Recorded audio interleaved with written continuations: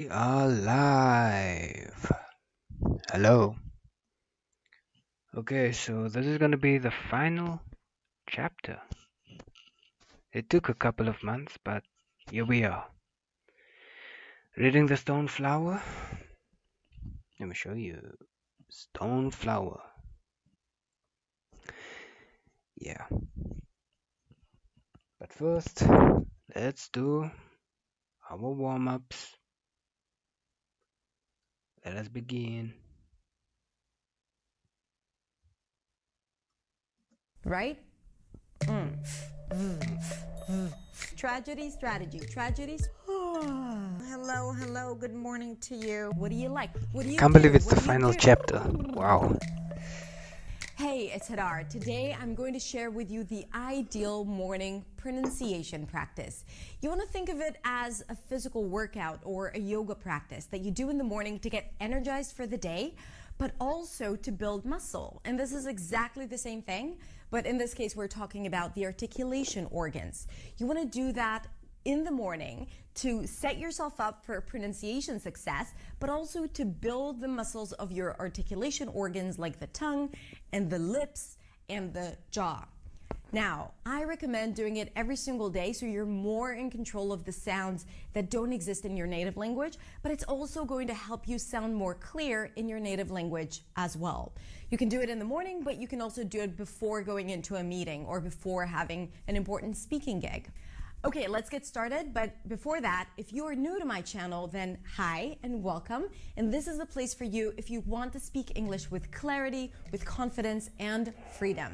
So be sure to subscribe and click the bell to get notifications so you don't miss out on any valuable lesson. Let's begin with massaging your jaw. It's always good to become aware and kind of like relax all unnecessary tension. We're going to start with that and end with that. There is a muscle here at the jaw hinge that connects between the upper jaw and the lower jaw, and usually we hold a lot of tension there. So I want you to massage it and kind of like try to release all the tension and maybe hum. We're also warming up the voice, so you don't have the morning voice. And here, the cheeks, and again the jaw. Maybe move it around a little bit with your hands. Okay, a little more. Okay, good. Now we're gonna warm up the tongue. Let's begin by sticking the tongue out, and we're gonna move it to the right and then to the left. To the right. We're gonna do this 10 times. Okay, so right, right, left.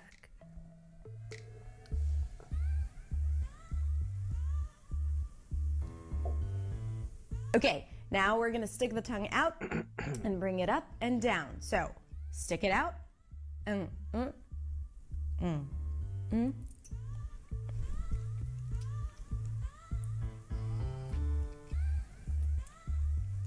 Keep doing it. I'm going to keep speaking. Again, push it out as if the tongue wants to come out of your mouth. 2 more. And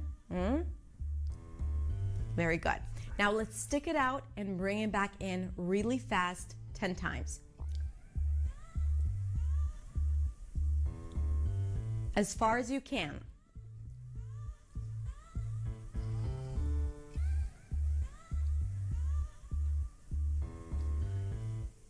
Okay, good.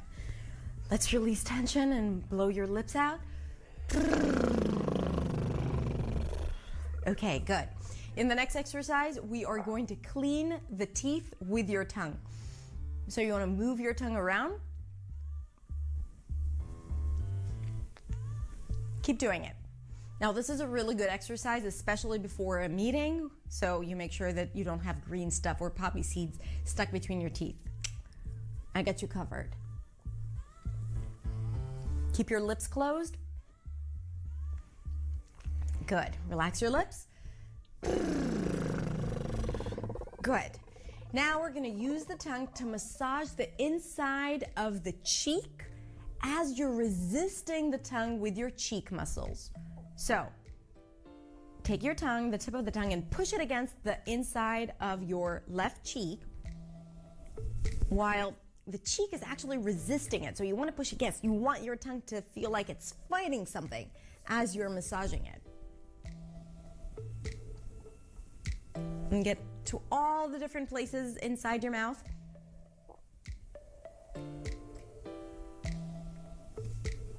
And to the right.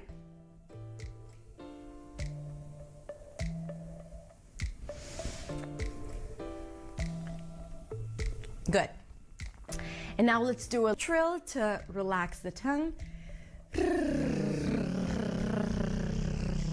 For some of you, this is going to be really easy if you have the trilled R in your language. If you don't, you can just do another lip trill. And now we're going to do it while going up and down in pitch.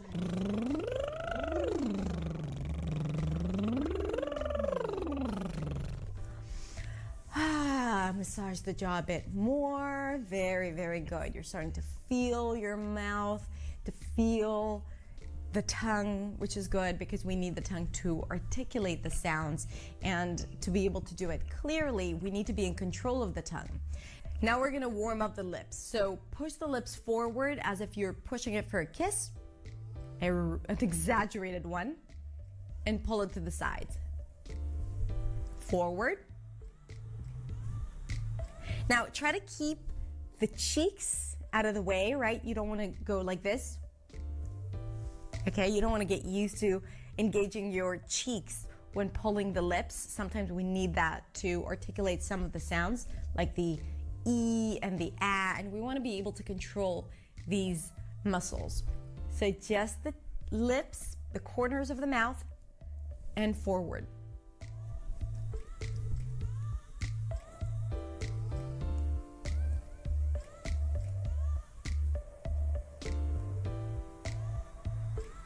One more time. Okay, very good. Make sure you're not holding tension in your shoulders. If you do, just tell your shoulders to relax. Tell your face to relax. Okay, good. Now we're gonna go into a few sounds. Let's start with the tip of the tongue consonants. Let's begin with the T sound. Ta ta ta ta ta ta ta ta. Make sure it's just the tip of the tongue touching the upper palate. Ta ta ta ta ta ta ta. Da da da da da da da. Na na na na na na na. La la la la la la la. Let's do it together. Ta ta ta ta ta ta ta. Da da da da da da da. Make sure it's light. Na na na na na na na. La la la la la la la. Ta ta ta ta ta. Da da da da da. Na na na na na. La la la la la. And now we're gonna move the tongue back a bit and switch between S and Z.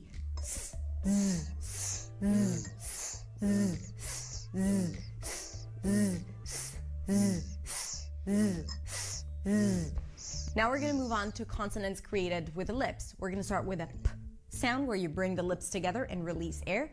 P, p, p, p, p, p, p. And then the voiced version of it. Ba, ba, ba, ba, ba, ba, ba. And then we're gonna go to the nasal version of it. Ma, ma, ma, ma, ma, ma, ma.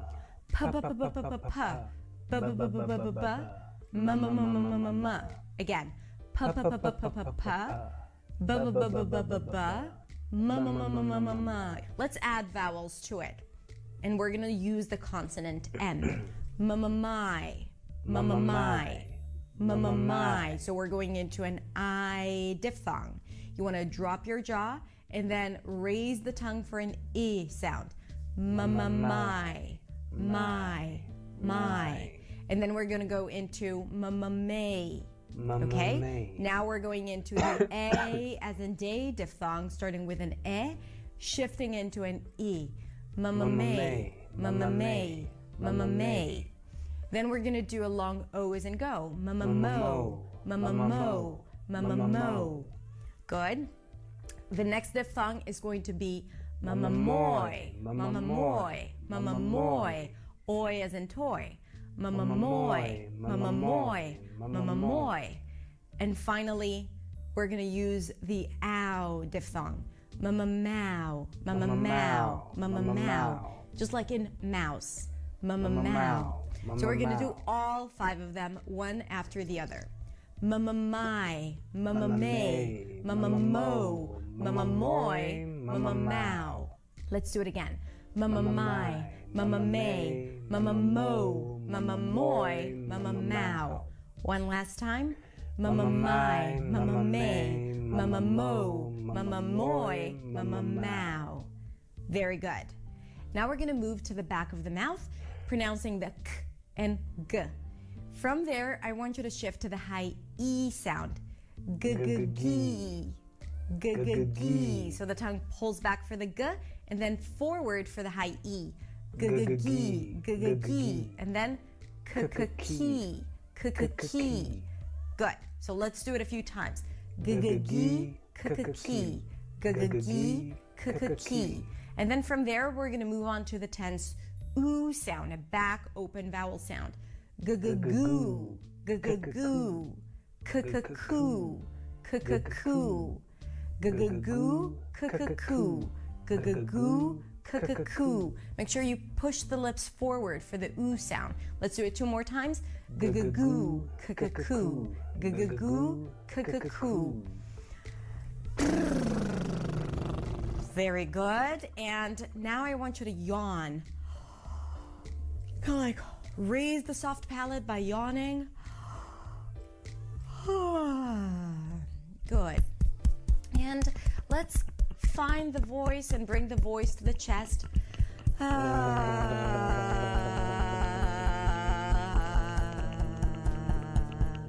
Hello, hello, good morning. Hello, hello, good morning. So you want to bring your voice to the chest. Hello, hello, good morning to you. Hello, hello, good morning to you. And then let's bring the voice to the head. Hello, hello, good morning to you. Hello, hello, good morning to you. You want to feel the vibrations here? And maybe a little bit to your nose. Hello, hello, good morning to you. Hello, hello, good morning to you. Okay, let's move on to some tongue twisters. Let's start with my favorite, unique New York, unique New York, unique New York. Let's do it again. Unique, high oo, high e, unique New York, unique New York, unique New York. Let's say it again a little faster. Unique New York, unique New York, unique New York, unique New York. Now, as you're moving through the days, if you do it every single day, you'll see that it's a lot easier for you to say it faster. The next one is good blood, bad blood. Good blood, bad blood. The good has that back open as in book, cook, and look. And the blood has a cup sound. Good blood, good blood. I hope you can hear the difference. Bad blood. Here we have the as in cat, forward, front vowel, bad blood. Good blood, bad blood. Good blood, bad blood. Good blood, bad blood. Good blood, bad blood. Good blood, bad blood. Good blood, bad blood. Good blood, bad blood. Good blood, bad blood. The next one is tragedy, strategy. Tragedy, strategy. Tragedy, strategy, tragedy, strategy, tragedy, strategy, tragedy, strategy, tragedy, strategy, tragedy, strategy, tragedy, strategy, tragedy, strategy, tragedy, strategy, tragedy, strategy. Good. I used to confuse this one all of the time. Let's do some TH warm-ups. So let's start with just sticking the tongue out and pronouncing a voiced TH versus a voiceless TH.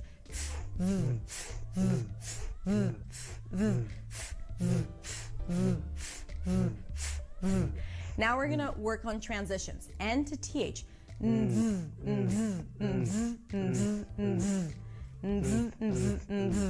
L to TH. You can also use the voiceless TH. Very good. And now STH. Make sure you stick the tongue out. The tongue is not too tight against the teeth, so the air comes out.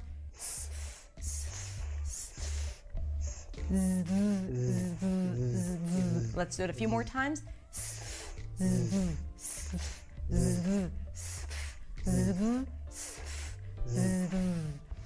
Very good.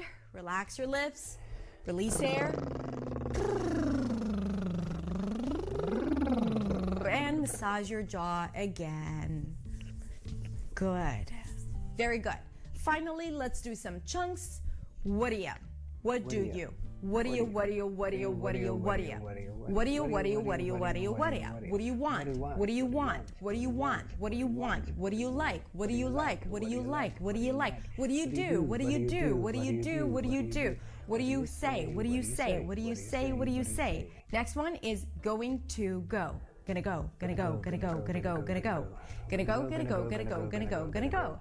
I'm gonna go. I'm gonna go. I'm gonna go. I'm gonna go. She's gonna go. She's gonna go. She's gonna go. She's gonna go. I'm gonna go home. I'm gonna go home. I'm gonna go home. I'm gonna go home. I'm gonna go to the office. I'm gonna go to the office. I'm gonna go to the office. I'm gonna go to the office. Next one is could have. Could have. Coulda. Coulda. Coulda. Coulda, coulda, coulda, coulda, coulda. Notice that the D is really, really light. It sounds like a flap T, like a ra, like an R in Spanish. Ra, pero, coulda, coulda, coulda. I coulda, I coulda, I coulda, I coulda, I coulda, I coulda, I could have done that. I could have done that. I could have seen it. I could have seen it. I could have been there. I could have been there. I could have done it. I could have done it. I could have seen it. I could have seen it. I could have been there. I could have been there. Coulda, coulda, coulda, coulda, coulda. Shoulda, shoulda, shoulda, shoulda, shoulda. Should have. Shoulda, shoulda, shoulda, shoulda, shoulda. Woulda, woulda, woulda, woulda, woulda. Would have. Would have. Woulda, woulda, woulda. Coulda, shoulda, woulda. Coulda, shoulda, woulda. Coulda, shoulda, woulda. Okay, that's it. To wrap it up, I want you to put your palm on your belly, one on your belly, one on your chest, and try to breathe into the hand that is on the belly. And breathe out. Close your eyes. Breathe in to your belly, not to your chest, and breathe out. And last time, and as you exhale, you can also release a sound. Breathe into your belly.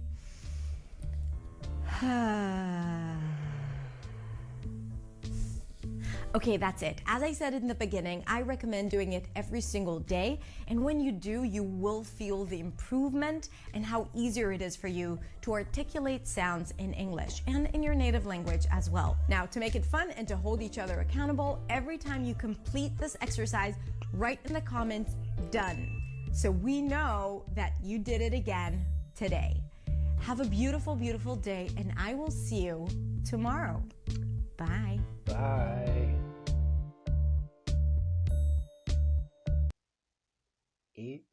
Well, Oopsie, boopsie, poop, poopsie. Looking good. Looking good, looking good, looking good. Okay. Laggy. Not so much. The final chapter. Man. I am stoked.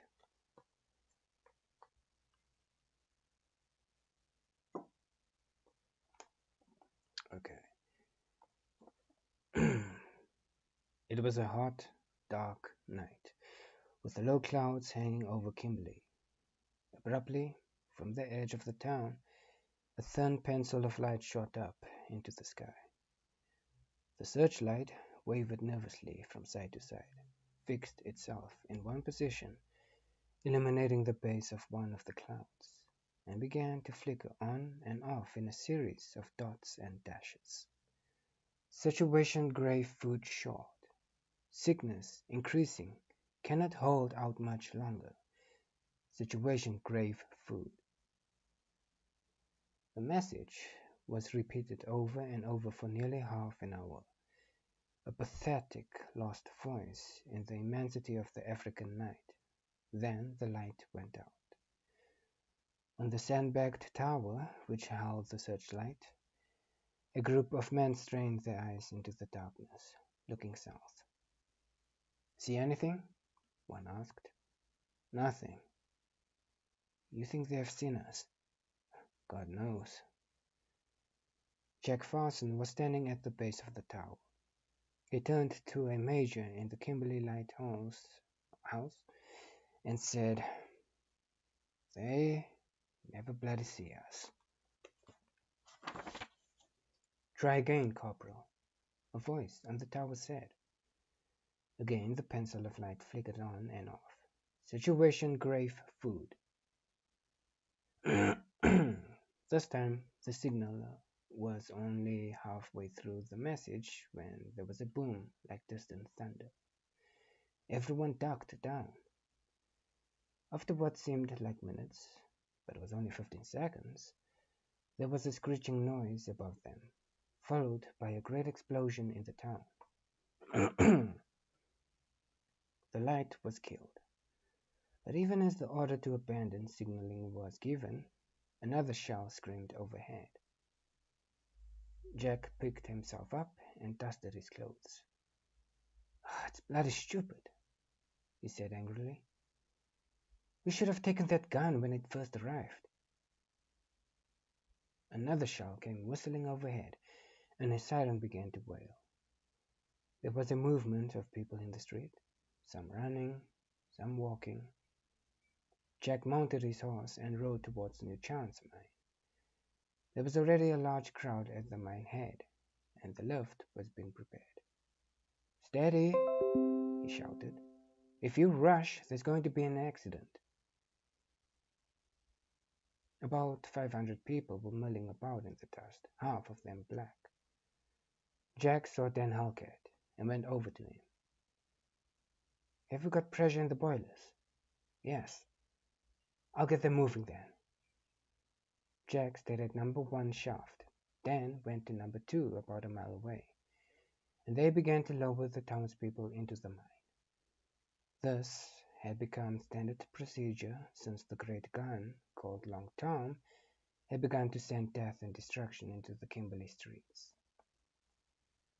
In the past weeks, there had been a distinct change in the siege. The mock bravado of the early days, when the small Boer guns were things to jeer at, had vanished under a trio of pressures. Food was scarce, disease was rife, and the third and most frightening was the gun.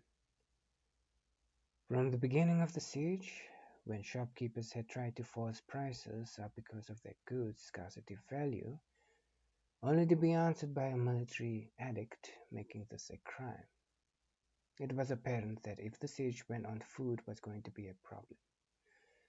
However, no one envisaged it lasting that long. Wasn't the relief column coming up from the south? Now, in many people's minds, the relief column was something to be cursed. Only 20 miles separated it from Kimberley, yet it was immobile. Time had spun out, weeks had passed, food was scarce, and still the relief column had not materialized. Hardship had come with the new year.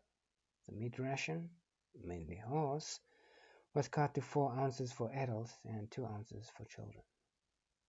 The vegetable ration for 3 days was 5 carrots, 4 small parsnips, 9 beetroot, and 1 radish. Eggs, almost unobtainable, cost £1 a dozen. Even horse became scarce and donkeys were eaten instead. Blacks were so hungry they were roaming the streets in search of domestic pets. Kittens were being sold for 5 shillings and 6 pence each, and fully grown cats for 12 shillings and 6 pence. There was almost no fresh milk, and what milk powder existed was kept for the children. Many more people suffered from disease than from war wounds, the most common being dysentery, typhoid, and scurvy.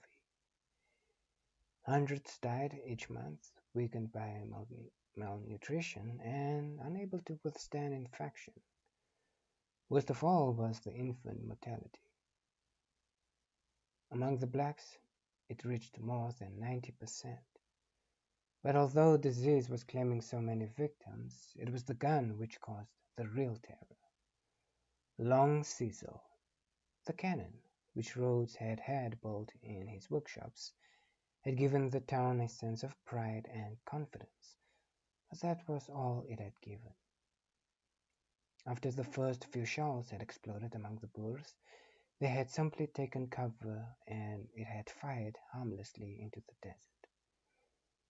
Many people were later to say that it was expressly in answer to Long Cecil that the Boers brought up Long Tom. This was one of 4 great siege guns, which the Boers had bought from the Schneider Creusot armament works in France. At 155 millimeters, it was bigger than anything had previously fired on Kimberley, and its 90-pound shells caused panic. It had been used at the siege of Ladysmith in Natal, and had been brought in secret to Kimberley by way of Pretoria. It was, as Susan had seen, a massive weapon, with a 30-foot barrel that dwarfed its human gunners. It had begun to fire on Kimberley in the early part of February 1900, and immediately the inhabitants knew that the quality of the siege had changed. Within a few hours, fires were raging in the center of the town. People were at first bewildered. They wanted to hide but knew of nowhere to go. Many rushed into the streets. Some were killed there by the shrapnel. After the initial confusion, they began to build shelters as fast as they could. They dug holes in their gardens and strengthened them with sandbags. They burrowed under their houses into walls. They made forts for themselves out of corrugated iron or old railway sleepers.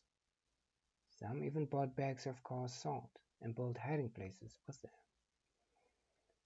Within 24 hours, a warning system had been developed. Each time the gun emitted a puff of smoke, a signaller on one of the watchtowers waved a flag. A bugler sounded the alarm, and people knew they had between 15 and 20 seconds to take cover. Even so, many women and children were killed. Ironically, there were no military casualties, and thus angered the townsfolk, who felt that war should be waged between soldiers. The days when the Boers fired their guns for 2 hours in the morning and 2 in the afternoon, with a rest day on Sundays, were over. Long Tom fired at any time of the day or night. People started seeking places where they could sleep in safety, and the mines were obvious refuges. Women and children and men not in uniform began queuing at the cages from late afternoon. They carried blankets, mattresses, and valuables. The lifts started working at 5:30 p.m., but so many wished to take shelter that it was often after midnight before the last group reached safety. Blacks and whites were jammed together in the airless galleries, which soon stank because of a lack of latrines, and people would take it in turns to stand at the bottom of the narrow lift shaft for a breather. What made things more cramped was the fact that hundreds of picks and shovels, boxes of dynamite, ropes, trolleys, all the underground stores had been piled there for safekeeping. Once they were moved to the entrances, conditions improved slightly. Long Tom was still firing when Jack ushered the last of the women and children into the cage about 10 o'clock. "That's it," Dan said. He had sent his own group down earlier. "Half of them want to stay down there permanently," Jack said, "or at least until we're relieved. They keep on asking me when it will be, and I tell them never." "You'll panic them," Dan said. "They're worried enough as it is." Just then they heard the boom of the gun, and seconds later the explosion and a weird whirring noise as shrapnel spun against corrugated iron and wooden walls. Even though the mine was on the outskirts of the town, shells did land there occasionally, and both men had dropped to the ground. "Bloody thing," Jack said as they picked themselves up. "We should have taken it right at the start." "Yeah, the relief column can't be long now that Bob's has taken over," Dan said. News had come in the past few days by heliograph that General Mutune had been relieved of his command and Field Marshal Lord Roberts, or Bobs as he was known affectionately, had taken command. He had fought with great success in India. There were pictures of him all over town, and there was something reassuring about the elderly face with its white moustache and little goatee beard. He looked like everyone's kindly old uncle. He'll do no better, Jack said. He began to walk to his horse. Can I have a word with you before you go, Jack? Now? It's important. But Jack had already decided what he was going to do. He had not spoken to Lily for days. He knew she did not like him going to the hotel, but he felt he had to see her. It'll have to wait, he said. I have an appointment. In spite of the shelling, the Prince Albert Hotel bar was busy, and he saw half a dozen of his own Kimberley Blazers with their feet on the rail as he passed through the lobby. Jack, come and take a glass, one of them called. Maybe later. He went up the stairs to Lily's suite and knocked on the door. There was no answer. He tried the handle, but it was locked. Frowning, he came down again and spoke to the desk clerk. Miss Bartlett's no longer here, sir. What do you mean? She left, sir. When? He consulted the register. 2 days ago? Where did she go? I don't know, sir. She just left. Jack stared at him. She must have left some address. The manager might know. Where's he? Helping in the bar. Jack went into the bar. Come on, Jack. Up the blazes. A man called. Name your poison. Just a moment. Jack saw the manager, a short, roly-poly Yorkshireman, and called him over. Evening, Mr. Farson, sir, the little man said, sweat pouring down his cheeks. He was in awe of Jack, as were most people in Kimberley, at least to his face. What can I do you for? Where's Mrs. Bartlett? The manager cupped his ear against the noise. Miss Bartlett, Jack said more loudly. One of the Blazers heard him and smiled. She left 2 days ago, sir. I know that. Where did she go? The manager swallowed. There was a sudden lull in the conversation. Well, sir, do you know or don't you? With Mr. Cade, sir. Jack heard someone snicker. Where did she go? A voice behind him said, Excuse me, sir, could I see you for a moment? He turned and looked in Lisk's foxy face. What do you want? I think it would be better if we talked out there, sir. Jack followed him into the lobby. There was a gust of laughter in the bar. What is it? About about Miss Bartlett, sir. Well? It's true, sir. She did go with Mr. Cade. You mean? A thought suddenly struck him that was so outlandish he could not credit it. Let me get one thing straight, Lisk. Are you telling me that she's gone away with him? Yes, sir. You mean she's staying in Mr. Halkett's house? Lisk said brutally. I mean she's living with Cade. Jack caught him by the front of his uniform. What did you say? Everyone knows, sir. They were hissing at each other like a pair of geese. The desk clerk, pretending to be filling in the register, was grinning to hear. They've been lovers for years, in London and here. Jack stared at him. And you've known all this time? Everyone known? He felt sick as the humiliation grew in him. Go away, he said. But, sir, go. Ew.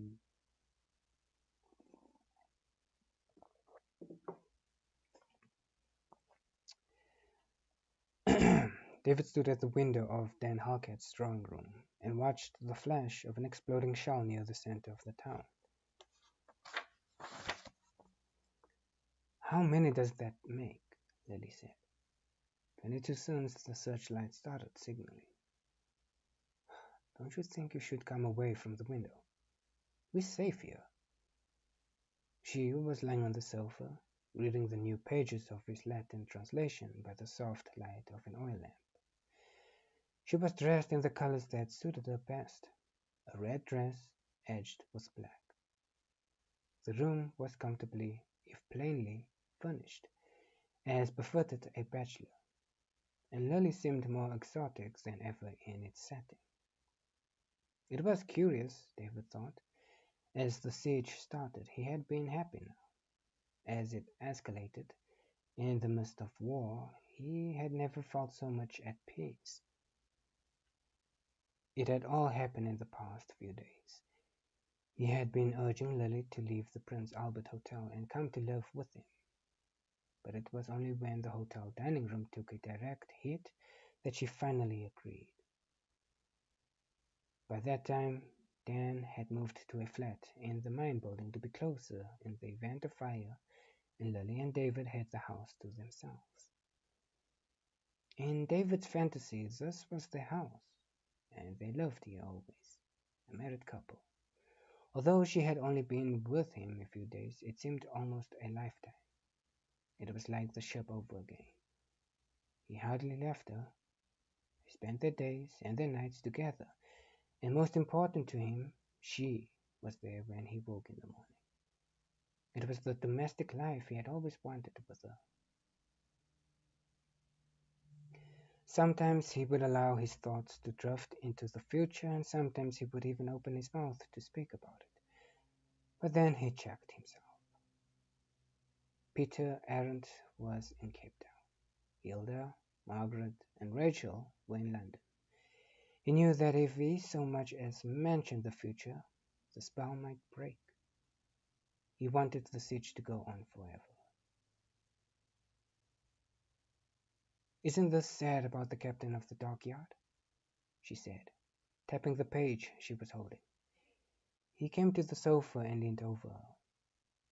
Until recently, he had not looked at his translation for months. Then he had talked to Lily about it, and she had become interested enough to want to read it. Now he read Farai France's account over her shoulder. After praying for the soul of the departed, I returned to our camp.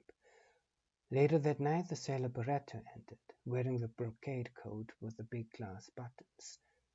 No one accosted him on this subject, for all were afraid. He had returned to his work on the old Bible during the past few days, and while he translated, she had been writing a fair copy of the work he had already completed. Her handwriting, though childish, was clearer than his. "Where did you get today?" she said, picking up the last page. "I'll read it to you. You remember Friar Francis was describing the food. He says, the water in the river is low. Sometimes we try to catch the baby. I suppose he means small. Fish with our hands, but they are too swift. What are you going to do with this when you finished it?" "I don't know. Talk to Mrs. Dalport about it." She put up a hand and touched his face, and he took it and kissed it. "It's history. I think you're very clever to have done all this." "So do I." She smiled and put down the sheet of manuscript. "I saw the mayor today. He wants me to give a concert." "In the middle of all this?" He swept his arm around to encompass the siege and the gun and the danger. "Where does he propose you should sing? Down the mine?"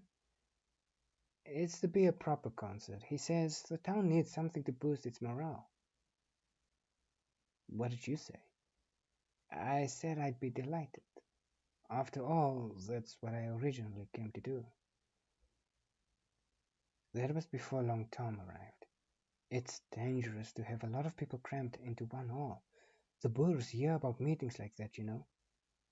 "What if it was hit?" She ignored him. "It'll be the biggest concert ever given here. You wouldn't want me to say no, would you?" He sat on the sofa by her side. I'll let you do it on one condition. What's that? Yeah, he had spoken lightly, but there was an edge to a question. Ew. Wear the diamond, Lily. Wear the Southern Cross. It's never been round your neck. Anyone's neck, for that matter. She hesitated. Please, for my sake. Finally, she said, if it will make you happy. He felt a surge of excitement. Nothing would make me happier. He stood up and began to pace the floor. You don't think it'll upset Jack? She said. I don't know. I don't care. Do you? He still comes to the hospital.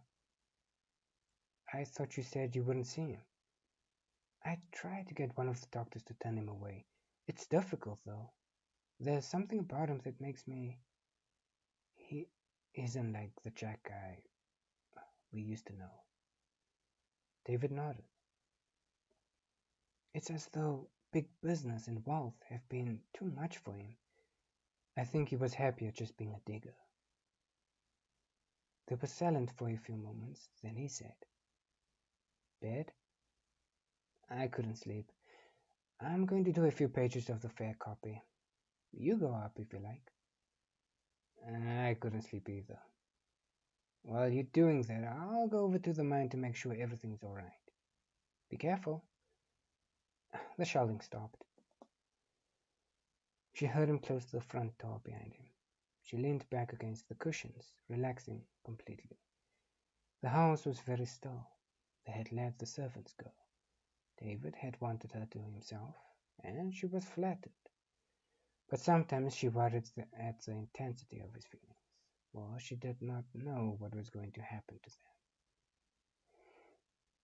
The siege had created an artificial world and an artificial life. It was not possible to make plans nor even think of making plans, since no one knew what the future held. They lived from hour to hour, day to day. Now, as though to lift her thoughts from her own problems, she turned back to the manuscript on which David had been working. He did his translation with so much care, she thought, so much love. Perhaps he should have been an academic. He was too clever to be wasted on the business life. She worked for an hour or more until her eyes grew weary, then decided to stop, gathered up the papers and rose to put them away. In doing so, she banged into the small table at which she had been sitting. It canted alarmingly, and the Bible slipped off onto the floor and fell open. She bent to pick it up, marveling once more at the spidery writing of Friar Francis of the Rosary, and how it had lasted all these years with such clarity. David had told her how he had assumed it to be Portuguese until he had taken it to Mr. Pereira. Well, she would never have recognized it as Latin or as Portuguese. Sometimes in David's presence, and in Peter's too, for that matter, she felt her lack of education deeply. It wasn't enough to say that she had made up for it in other ways. The lack was always there, like a missing limb. That David could translate some of these words without a dictionary amazed her even more. She did not know what a single sentence meant, not even a single word. She frowned and looked at the book more closely. Then she held it near the lamp. This handwriting was not in Latin at all. She could make out words, and not only words, but whole sentences. The man asked for meat, she read. Mr. Parker replied that we had no meat, but had other food, and told the servants to prepare a meal. She examined the writing. It was different from Friar Francis. Small, neat, and written with a modern pen. No wonder it was so legible. She realized that the Bible had fallen open near the back. She turned to the front and came came upon the faint Latin text on which David was working. Then she paged forward, rifling through the thin paper. Pariah Francis' journal occupied the tops and bottoms of the first quarter of the book. About 3/4 of the way, though, the new writing began. It started off simply. Susan Delport's story written at Portuguese Place, Cape Colony, 1879. Lily took the Bible to the sofa and turned up the light. I, Susan Delport, née Binns, was born in the town of Centerville in Hanna County, Georgia, and came to the Southern Africa with my first husband, the Reverend Matthew Parker, in the year of 1857. We spent several months in Cape Town before beginning our long journey to the southern fringes of the Kalahari Desert, where Mr. Parker was to take up his evangelical work for the Royal Missionary Society of London. We left the Cape of Good Hope in September of that year and reached the banks of the great river. Lily heard the front door open and close softly. "David," she called. "David, I found something." She went on reading. Mr. Parker decided to make camp here for a few days to rest there. "David!" There was a sound at the door of the room, and she looked over her shoulder. "I found the most—" She stopped. "Jack," she said. His face was white, with blotchy patches, and his eyes seemed to stare out of his skull. "Jack," she said again, "I didn't expect you." He came slowly into the room. "Where is he?" "Who?" "You know who." "If you mean David, he's gone to the mine." He stopped in the middle of the room and towered above her. He looked ill, she thought. Ill and not altogether sane. "Why, Lily?" he said. "Why what?" "Why have you done this to me?" "I haven't done anything to you, Jack." She looked past him, wondering when David was coming back. "You're living with him." "That's true.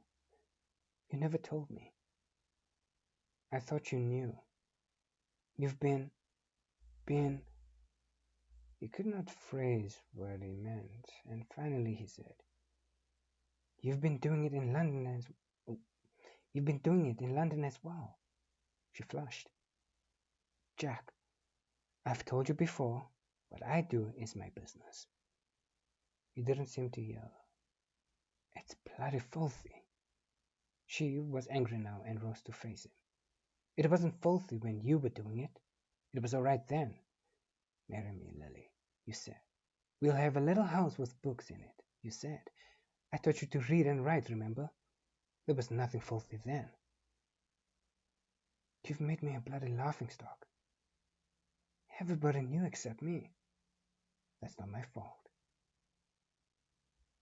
"Well, if you do it with him, you'll do it with me." "That's not so. I'm not doing it with you." "Yes, you bloody are. You used to say I was the best. I am still the best." Her anger was replaced by apprehension. She changed her tack. "Yes, you were the best, Jack. You'll always be the best." "I want you, Lily. I'm not available. Don't you understand? Bug that." "And if I said I didn't want to, you wouldn't want me against my will, would you?" "Why don't I get you something to drink?" "Let's have whiskey." She turned away, and as she did so, he grabbed her. She felt his hands on her shoulders and smelled the sour breath as his mouth came down towards her own. She remembered another time in a caravan, only then she had wanted him. She felt his hands pull down her dress and take her breasts, and she stood quite still. He forced her against the arm of the sofa, but she retained her balance. She stood stiffly, letting him maul her. He kissed her, and she kept her mouth closed, a thin, hard line. His hands were all over her. She felt his fingers in her crotch. She stood without reaction. Suddenly he gave a cry and stepped back, and she saw a dark wet patch appear at the front of his trousers. He looked down in utter disbelief. "You'd better go to the bathroom," she said icily. He came back a few minutes later, and she handed him a whiskey. She felt sorry for him. He drained the glass and took another. "Drink up, Jack," she said. "You better be off." "Lily? Lily, I didn't mean I'm—" She knew he was trying to say he was sorry, but she could never remember him uttering the word. "It's all right. Nothing happened. Just get hold of yourself and go." "I didn't mean— God knows I didn't." She knew what the effort had cost him. "I know you didn't." He looked down at his glass. She wanted him to go before David returned. He was humiliated, and anything might happen. When he had visited her at the hospital, she had been aware that beneath the superficial talk there was a volcano of feeling waiting to spill out, which was why she had tried to put an end to their meetings. "It's never been the same, Lily." "What hasn't?" "Anything. Not since the early days. Not since I was a digger. Not since you and I mean, it should be wonderful, but it isn't. It's gone wrong. I don't know how or why, but it has." He was mumbling, and she stared at him, trying to remember all the craggy, red-haired men she had known. Life had been all before him then, and he had chased it with both hands. Now it seemed behind him. As if to echo her thoughts, he said, "What's happened, Lily? What's happened to us?" "We grew up, Jack. People do. But we loved each other." He said it with an air of bewilderment. "Didn't we?" "Of course we did." She was talking to him as though he were a child. "We should have stayed together. We should have got married. Then everything would have been different." "I wonder—" "It's not too late." "Jack, it's finished. It was finished a long time ago." "No." He shook his head stubbornly. "It's what we should have done years ago. You think I'm a failure, don't you?" "Don't talk like that. You're a big man, Jack." He turned to look at her. "They think they can treat me like dirt. Well, they bloody can't. No one's treating you like dirt." He rose. He was breathing more heavily, and she could see the sweat on his face. "I'd leave Marie," he said. "There's nothing left between us, and Jules out here anyway. I'd sell up in London. I've never liked it. This is where we want to be. You and I. Here or down at the Cape." "Steady, Jack. You've got to admit I haven't rushed you." What do you mean?" "I always did what you wanted. You said not to come and see you late at night. So I didn't. I came during the day to the hospital. I respected you, Lily." "Are you trying to tell me that this has been in your mind ever since I knew you were here? From the very first day. I said to myself things have changed. It's not just Lily Bartlett in Mitchum's caravan now. And I'm not just Jack Farsing the digger. She's a famous singer and has to be treated like that." He was staring into her eyes, and she saw the glint of wildness that had been there before. "Gently does it," I said. "Get to know each other again. That's the way." Jack, It's not like that at all. We're just two old friends. It's fate that brought us together, and it's fate that's kept us here. Don't you see? This is where we are happiest. Don't you remember those mornings when I would be at the books, and you'd be making coffee? We could do it all again, only better, and you could do your singing. She smiled. Where? Here? Aren't you forgetting something? What's that? I already have a husband. Leave him. You don't love him, or you wouldn't be doing what you're doing. That's true enough. But there's someone else, isn't there? Who? David. She saw him flush again. I'm talking about getting married, living together. I am not talking about having a bit of fun. I don't like your choice of words. Alright, but what I mean is this. You wouldn't want to marry David, would you? The question doesn't arise. I'm married already. But even if you weren't, what makes you so sure? He looked at her in genuine bewilderment. He's a Jew. I married a Jew, remember? Jack, you'd better. I mean, people like you and me, we may have our differences, but we're the same under the skin. But Jews, well, I mean, you just wouldn't, Lily. She felt hot and tugged at the neck of her gown. I think you better go. Wait a bit, I haven't finished yet. I'm not saying David isn't. For God's sake, shut up about David. I don't want to hear his name in your filthy mouth. You come in here with your dirty hands and your dirty mind and talk to me about David. Let me tell you something. He's worth 10 of you. Not 10. 100. He's a bloody Jew. He may be a Jew, but he made you. You couldn't have done a single thing without David.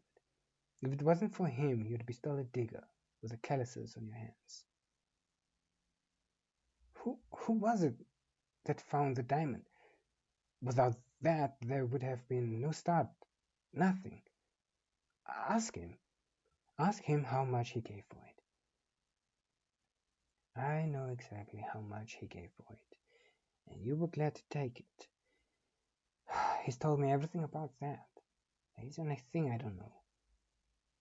But let me tell you something you don't know. He's still looking after you. That's a bloody lie. You go and ask Dan Hawkett whose money you've been spending on your own stupid little army. Go on, ask him. And then you will find out who's been paying the bills. What? David's been paying them. Don't you understand? You silly man. You're bankrupt. You haven't a penny. Even your wife's been after David for money. It's not true. David has known for weeks. It's his money you've been using. He stared at her. Then slowly his head began to nod. At first she thought he was agreeing, but then she saw that it was an involuntary action. Jack? Are you all right? He made a gurgling noise in his throat and held on to the sofa for a moment. His face had returned to the blotchy pattern of purple and dead white. Jack! He seemed to recover himself and stood without support. Then he picked up his hat and walked unsteadily to the door. She was about to go after him, but decided against it. Long after Jack had left, she could not settle. Sleep was an impossibility. She sat at the window of the room, waiting. David came in shortly before midnight. Is everything all right? He said. Yes. She saw him looking at the empty whiskey glass. I couldn't sleep, so I had a drink and waited for you. Suddenly, she went to him. Hold me, she said. He put his arms around her. Tighter. Is something wrong? Of course not. I missed you, that's all. But it was as though he sensed another presence. In a moment he would put a direct question to her, and she would have to lie. She saw the Bible and seized on it as an excuse to change the subject. I found something extraordinary. She turned to the beginning of Susan's story and passed it to him. He read the first few lines and frowned. I've never seen this. Of course you haven't. You've never looked at the back. Should we read it? Of course. It's history, too, and may be valuable. I'll get you a drink. Read it aloud. He sat on the sofa and began to read. Susan Delport's story written at Portuguese Place. David read for more than 2 hours, and when he finished, Susan's life until the time of Francis' death was laid out before them. Gently he closed the Bible and put it on the table, and then he said, Do you realize what this means?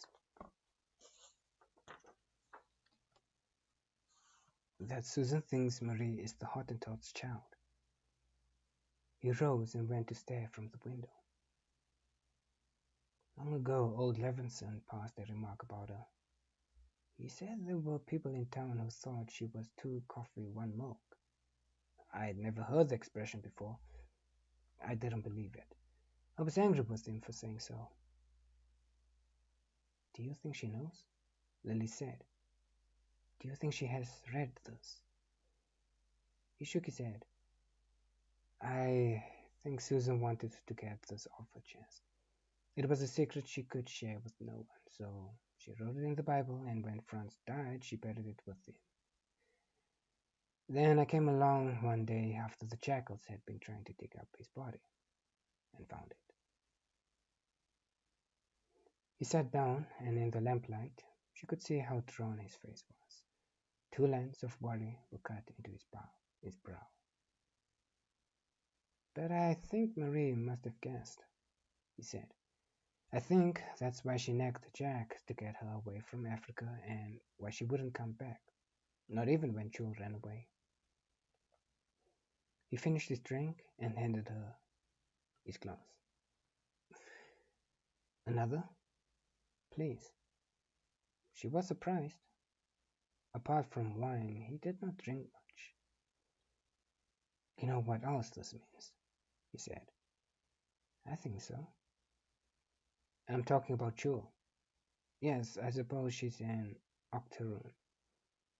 I don't know what you'd call her, but she's part Hottentot.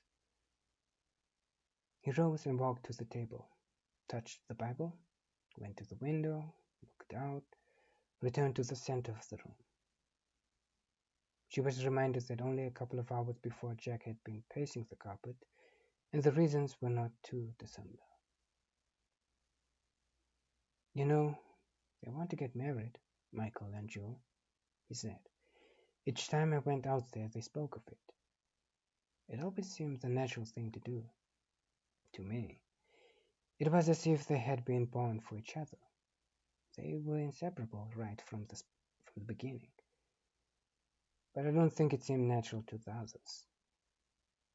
I know Hilda never wanted it. She wanted Michael to marry one of the daughters of her own circle. And I don't think Marie thought Michael was good enough. And Jack?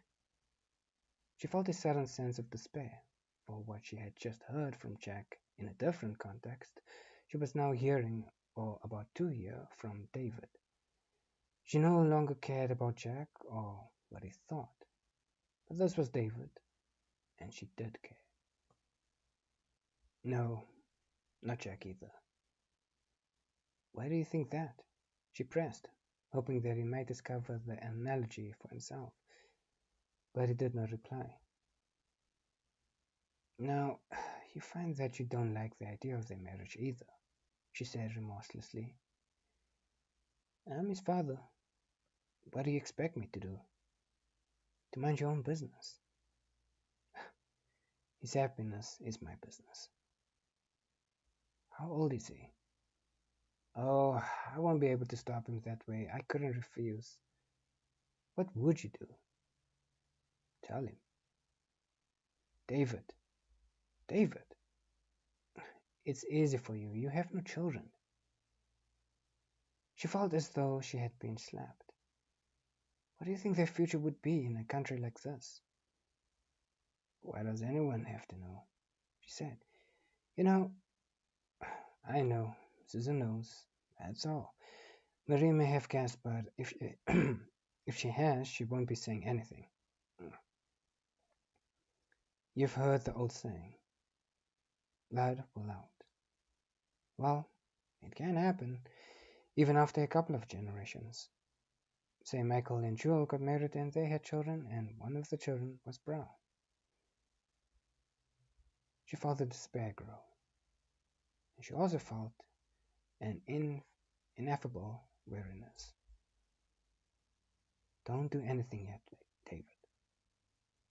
There's nothing I can do. Promise me you won't do anything without thinking about it a lot more, not without talking about it. He paused, and finally said, all right. Okay.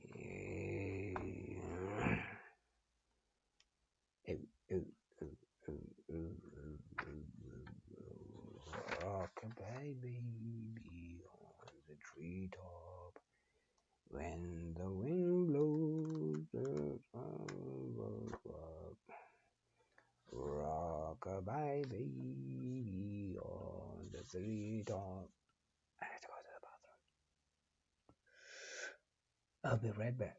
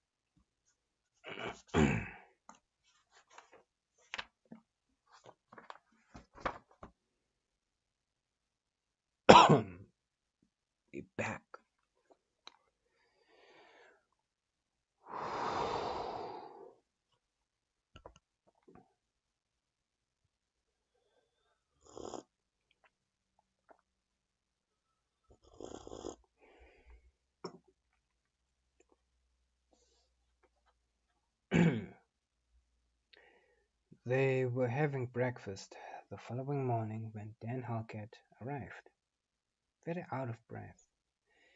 His face was grave, and David thought he looked much older. He brushed aside the offer of coffee. "I haven't time," he said. "What is it?" He looked uncomfortable, and Lily said, "I'll leave you two together." "It's about Jack," Dan said after she had gone. "He came to see me late last night, demanding the truth about his financial position." David raised his eyebrows. "That was an odd time." "He already knew." "Did you tell him?" "Me? No, of course you wouldn't." "What about Lisk?" Dan shook his head. "Couldn't have been him. There was a runner through from the column yesterday with a batch of letters. Some for you, there at the office. One was from Snell. It seems it was Lisk all along.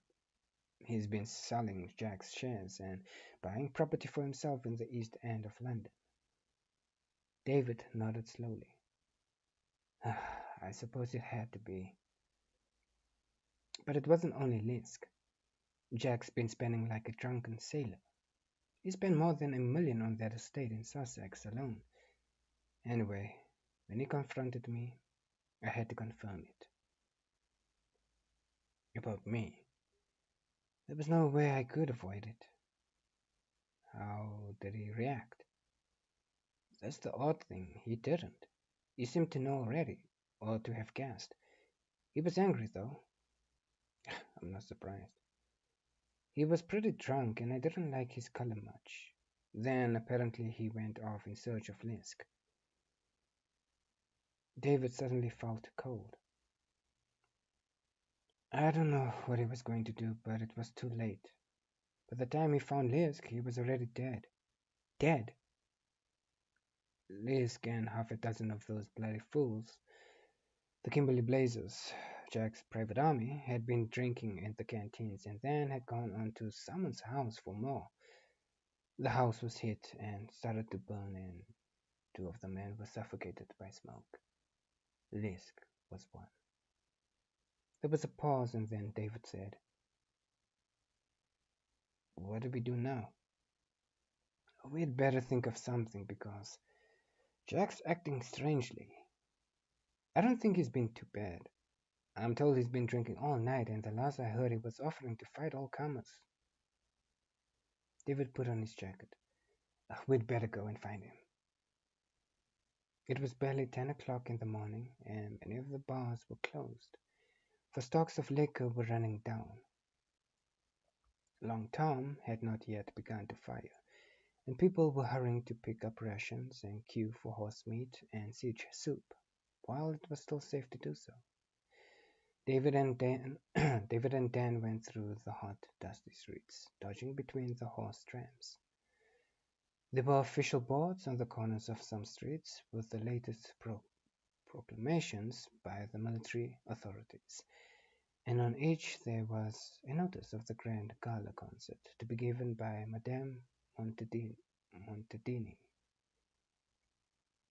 They began to comb the canteens and the cozies in Old Kimberley, and soon got onto Jack's trail. "Now this takes me back," David said. "Aye, we've done this before. The night the Batavian giant nearly killed him. Remember? That was the night he and Joe Malone went to a whorehouse and sold that diamond. Things were never the same between you and Jack after that." They found him in the Kimberley Arms, a canteen designed like an English public house with mock Tudor beams and leaded lights. They could hear his voice while they were still out in the street. "Yellow!" he was shouting. "You're a bunch of yellow bastards!" They stood just inside the doorway. The canteen was kept artificially gloomy. There was sawdust on the floor, and the ripe smell of yesterday's ale and last night's vomit.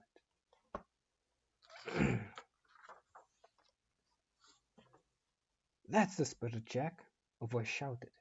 You give him hell. He was drinking with 2 or 3 of the Kimberley Blazers, and now he addressed the canteen at large, urging them to come with him and capture Long Tom. We should have done it at all the beginning, he said. The soldiers are too bloody yellow, and so's the Kimberley Light Horse. I say, we go out there and take it now. Ah, have another drink, Jack, one of the Blazers said. Let's all have a drink. You yellow bastards. I'll fight anyone in the bar. Come on now. Who's going to be first? 50 quid if you can lay a finger on me. 100 if you can put me on the floor. He half turned and saw David and Dan. He stood, blinking at them, a great swaying, gross figure in an unbuttoned uniform, hat askew. Christ, it's Cade, he said. Come here, you. His knees buckled, and he pitched forward onto his face. David and Dan ran to him. Get a doctor, David said to one of the Blazers. He's all right. Old Jack's all right. I said get a doctor. There was something in David's tone that stopped the conversation. The man put down his glass. There's one just around the corner. Between them, David and Dan lifted Jack up onto the bar top. His face was a vermilion color, and his breathing was uneven. Foamy saliva was coming from one side of his mouth, and his eyelids kept flickering. I don't like the look of him, Dan said, loosening his collar. The doctor, a young Afrikaner with a solemn, square face and prematurely thinning hair, looked into his eyes and listened to his heart. Then he said, I think it would be better if he was in bed. They carried him to his suite of rooms at the Grand Hotel, and there the doctor examined him again.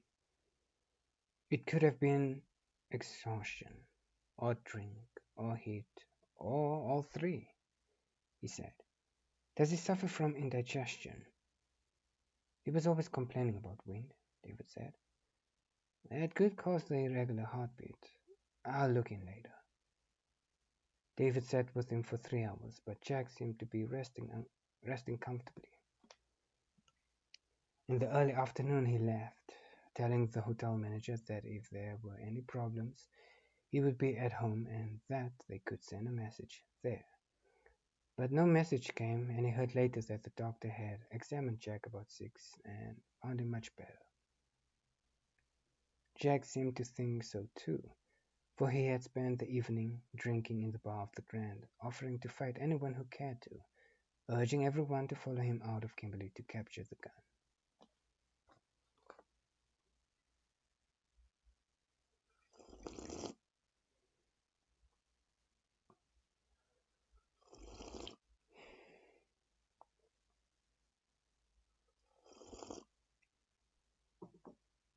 Oh, it's nearly 7:30, David called through the bathroom door. I'm coming, Lily said. He stood in front of the long pier glass and tied his white tie. He was wearing evening dress, for it was a very special occasion. The bathroom door opened, and in the mirror he watched her come into the room. She walked with a long-legged, confident stride, which had carried her onto stages throughout the world. She was wearing only a thin poignard which billowed out behind her, and through which he could see her body. He marveled at the high, firm breasts, the narrow waist, the full, rounded thighs. Just to look at her was a delight. To feel her was as close as he had ever got to paradise. You'll have to help me dress, she said. It starts at 8:30. I know it does. I told you, remember? She patted him on the cheek and made a soothing noise. David was obsessive about punctuality, while Lily had a relaxed attitude about arrivals, departures, and appointments generally. He began to help her dress. He loved these moments, loved the intimacy, the domesticity of the scene. Breathe in, he said. I am breathing in. Not too tight. I have to sing, remember? You're getting plump. That's what happiness does. He caught her wrist and kissed her palm. Are you really happy? Of course not. That's why I live here. She did her hair and face and then finished dressing. Let me look at you, he said. She was wearing a dress of dark red satin edged with black lace. The dress matched her lips, the lace her hair, and her light blue eyes heightened the dramatic contrast. Lovely, he said. Just one more thing. What's that? Did you forget? He slipped his hand into his pocket and drew out the Southern Cross. Its cut facets shot out spear points of light as in a sunburst. He saw her hesitate, and a shadow crossed her face. Don't say no, Lily. Not now. I'll never see it in a more beautiful setting. Her face cleared and she kissed him on the forehead. He clasped the gold chain behind her neck. Slowly she turned to him. The stone lay against the rounded white flesh of her bosom. It seemed to pick up light not only from the lamp, but from her skin as well, and to reflect those up into her face and eyes, so that for a moment he thought she looked almost incandescent. Perfect, he said. Perfect. It was the moment he had been waiting for. On the way to the concert hall, in the trap, her mood became somber, and as though the diamond had reminded her, she said, Will Jack be there? I shouldn't think so. From all accounts, he's hardly been seen in the past few days, except in the canteens. He's killing himself, she said, fingering the diamond. They were almost at the hall, and they could see crowds in the streets. She was holding his hand, and he could feel the pressure of her fingers. People saw them and began to cheer. He drove to the back of the hall and helped her down. Good luck, my darling. You look wonderful. Abruptly she said, I love you. I wanted you to know that. She turned away and went into the hall, leaving him standing there in the hot desert night. The Freemasons' Hall, which lay on the edge of Old Kimberley within a few hundred yards of the New Chance mine, was packed to overflowing when he took his seat. The audience was composed mainly of professional people. There was a good leavening of working folk. The concert had been defiantly organized by the Kimberley and District Music Society, as though there was no hardship in the town at all. The hall was dressed in Union Jacks. People had lent their potted plants, and these were arranged along the apron of the stage. Half the audience were in either evening dress or uniform. The accompanist came onto the stage and took his place at the piano. Then there she was, the red dress flowing, youthful stride. She stopped, placed one hand on the piano, and bowed deeply. There was cheering and shouting. Then a soldier in the front row rose and went up onto the stage. He spoke to her. She held up her hands, and the cheering died down. David recognized the man as Colonel Kekewich, the military commander. He was a man of middle height, a bald with a fringe of black hair. Ladies and gentlemen, he said, you don't want to hear my voice tonight, but I have something to tell you that will add to the undeniable pleasure that is in store for you. There was a hush of expectancy. We have a message through that the column is on its way. The march to raise the siege has begun. They are expected here tomorrow or the day after. There is no stopping them now. Again the cheers broke out, and the stamping and shouting. People shook each other's hands, embraced, kissed each other. For a moment things looked as though they might get out of control, and then over the noise the pianist began to play God Save the Queen. As people in the front rows heard the chords, they rose. It had a ripple effect down the hall. David heard Lily's voice begin the anthem, then the whole hall took up the words. He felt a lump come into his throat, and found himself proud to be where he was, part of what was happening. As the anthem died away, people settled down expectantly. Instead of a concert to raise their spirits, the evening had turned into one of celebration. Lily began to sing, but had hardly ended the first verse of Braham's stanchion when when there was the sound of a shell exploding nearby.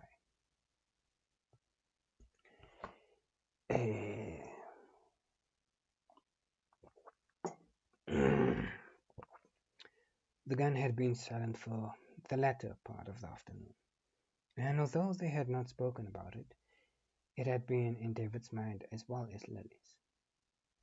On several occasions recently it was as though the Boers, with the excellent lines of communication into the town, had heard about congregations of people. George Labram, the American who had pulled Rhodes' gun, had been killed by a shell from Long Tom, and his funeral, attended by several hundred, had provoked an outburst of shelling. The electric lights in the hall flickered. There was a barely perceptible pause by the pianist, and then Lily went on. She finished her song, and the applause was rapturous. She began to sing Schumann's Der Nussbaum when another shell landed in the vicinity. This time the lights did go out. A woman screamed, and a man's voice shouted, "Be calm! Stay in your seats!" Within a minute or two, oil lamps were being lit, and the hall was illuminated by their soft glow. Lily had not moved, and now she said, "With your permission, ladies and gentlemen, I'll start that song again." There was a burst of nervous laughter. As she finished speaking, another shell landed, but further away. Then there were several smaller explosions. David was frightened, and yet, in a way, exhilarated. It was wonderful to see her like this, dominating the hall, the gun, the shell fire. It was she who was holding them. Without her, people would have begun to fight for their exits. But as she sang, the hall was silent. He had never heard her sing more beautifully, nor be more in control of her voice. The shelling moved to another part of the town. She sang two popular ballads to ecstatic applause, and then began Schubert's and the Musik, which was David's favorite.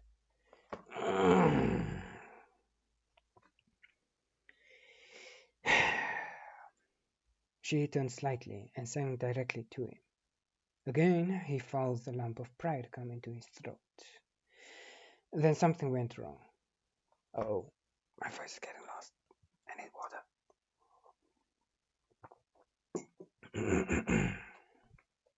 She faltered. For a second or two she and the pianist were out of time. She went on. He tried to follow. David saw that she was no longer looking at him, but down the center aisle. There was a scraping noise from the back of the hall, and voices were saying, "Shh." David turned and saw Jack. He was standing in the middle of the aisle, near the... Come on. Near the back, hands on hips, his head askew. An usher was obviously asking him to move against the wall. There were no longer any vacant seats. He put his hand on Jack's arm. Jack shook him off, and he stumbled against a chair, falling with a clatter. Lily stopped. David jumped to his feet, angry and embarrassed, and began to go towards Jack. At that moment, a shell seemed to hit the ground outside the hall, for the building trembled. Another landed, and another. Someone shouted that the building next door was on fire. The piano stopped playing.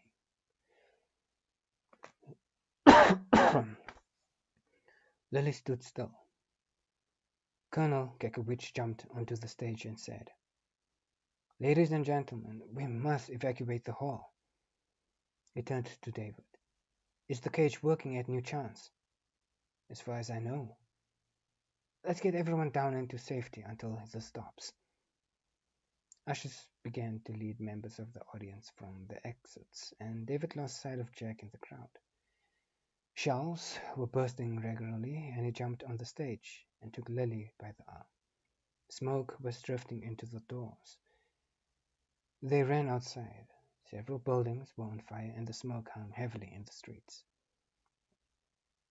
"They must have heard about the column," he said. "They're making one last effort to take the town before it arrives." He could hear their own guns, the small 7-pounders, answering from the perimeter, and knew he would be needed by the town guard if there was an attack. But first he helped Lily along the dusty, rutted road to where the winding gear loomed up blackly against the starry sky. The cage was already in action. He heard Dan Halkett shouting at the people to form queues. "Have you seen Jack?" Dan shouted. "He turned up at the hall, then he disappeared. Here's Lily." "I'll take my turn," she said. "Look after her," David told Dan. "I have to go to my post."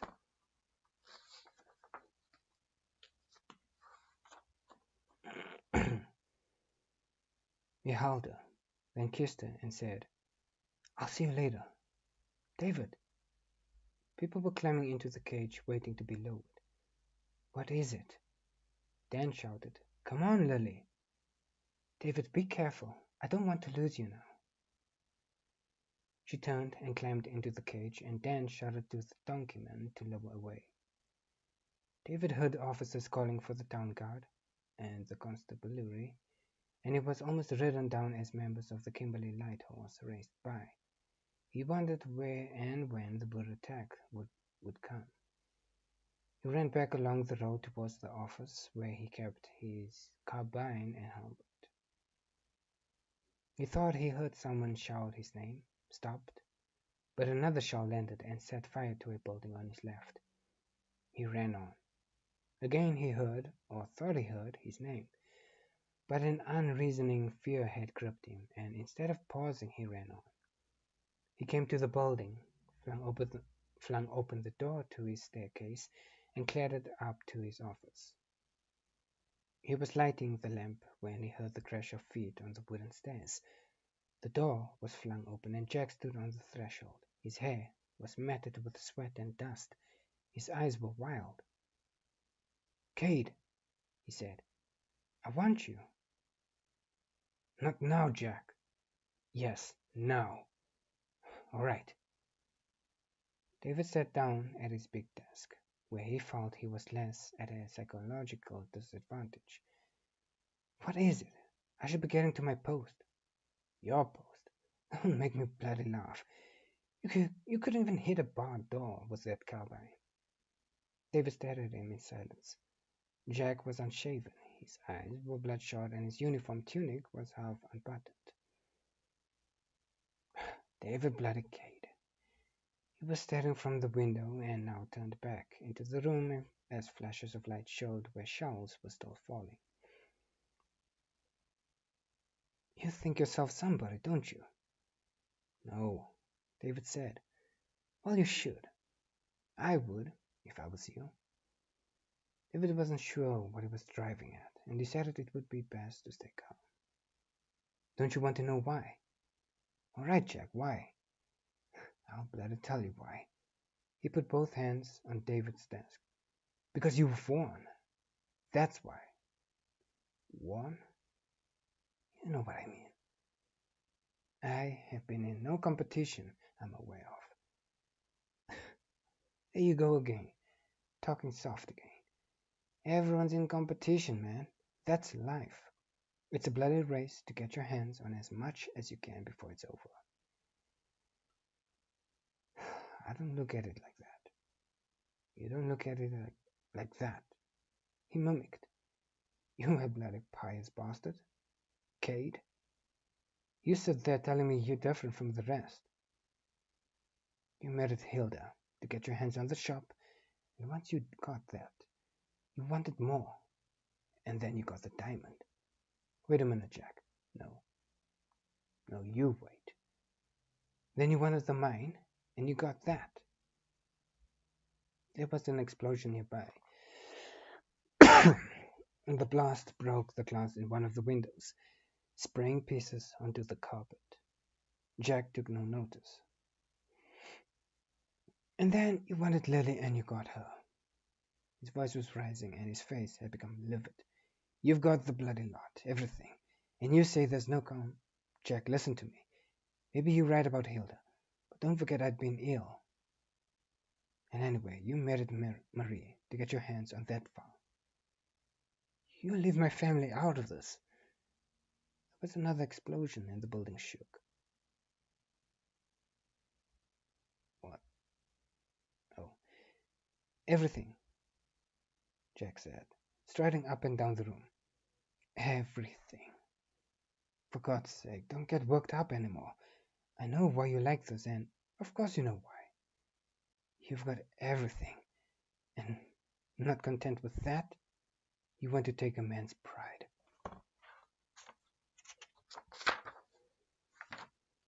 What are you, Kate? The devil in disguise? Devil? Mm. Mm.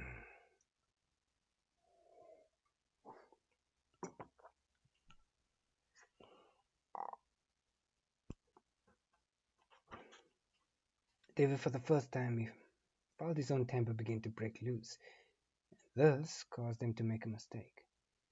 He began to lecture Jack, as he had done so many years before when Jack had sold that diamond in the brothel.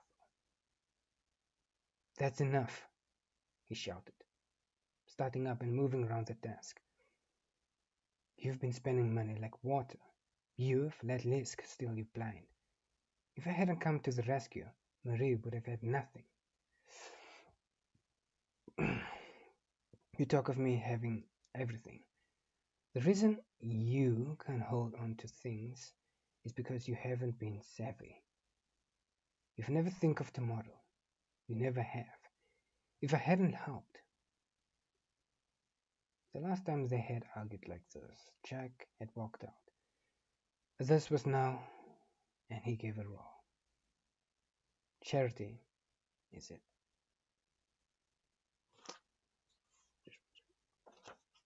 Just then there was a huge explosion, bigger than any they had heard in the siege. It was a roar like an avalanche, and a tongue of flame shot into the air. For a moment the world stood still. They looked at each other, deafened by the blast. David said, "That came from the mine." He made to push past. I haven't finished yet," Jack said. "Well, I have." Jack gripped him by the lapel of his evening coat. There was a ripping sound as the fabric tore. David flung himself at Jack. It was a moment of catharsis, tension that had been building up in both men for more than 20 years, since that first day in Cape Town, when David had walked off the ship's gangplank, was released like an organ. They fought like animals. There was no science. It was a frenzied battle using fists, feet, teeth, anything. David was so angry that he was literally crying with rage.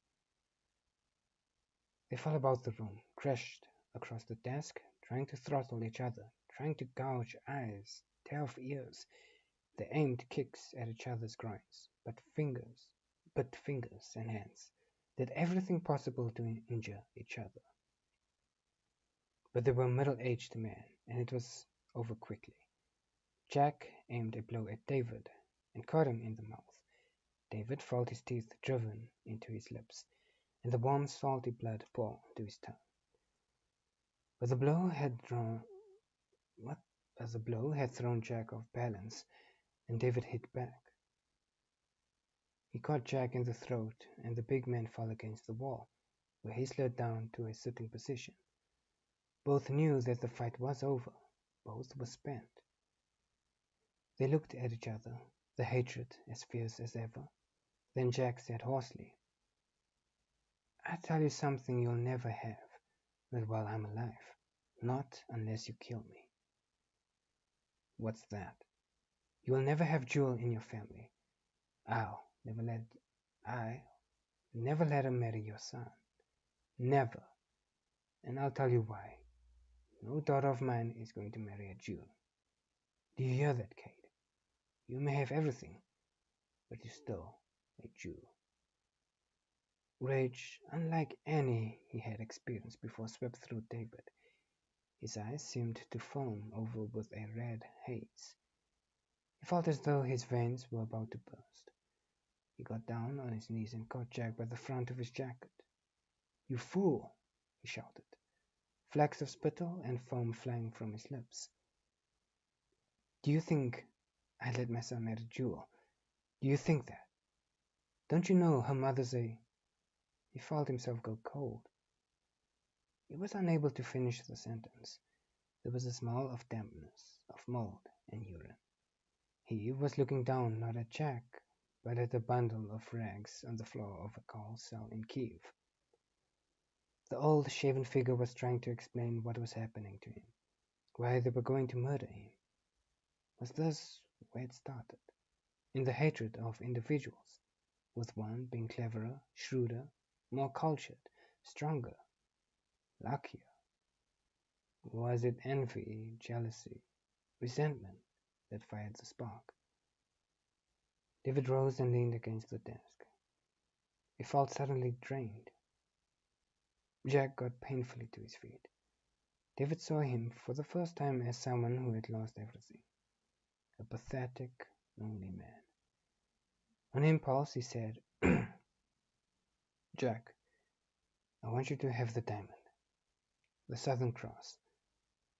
I'll—" It was the worst thing he could have said, and had Jack still the strength, he would have finished David. Instead, he stood with head bowed like an old bull and said, "I don't want your charity. You think I'm finished, don't you? Well, I'm not. Not by a long way. I found the Southern Cross, remember? And I can find another. And I will.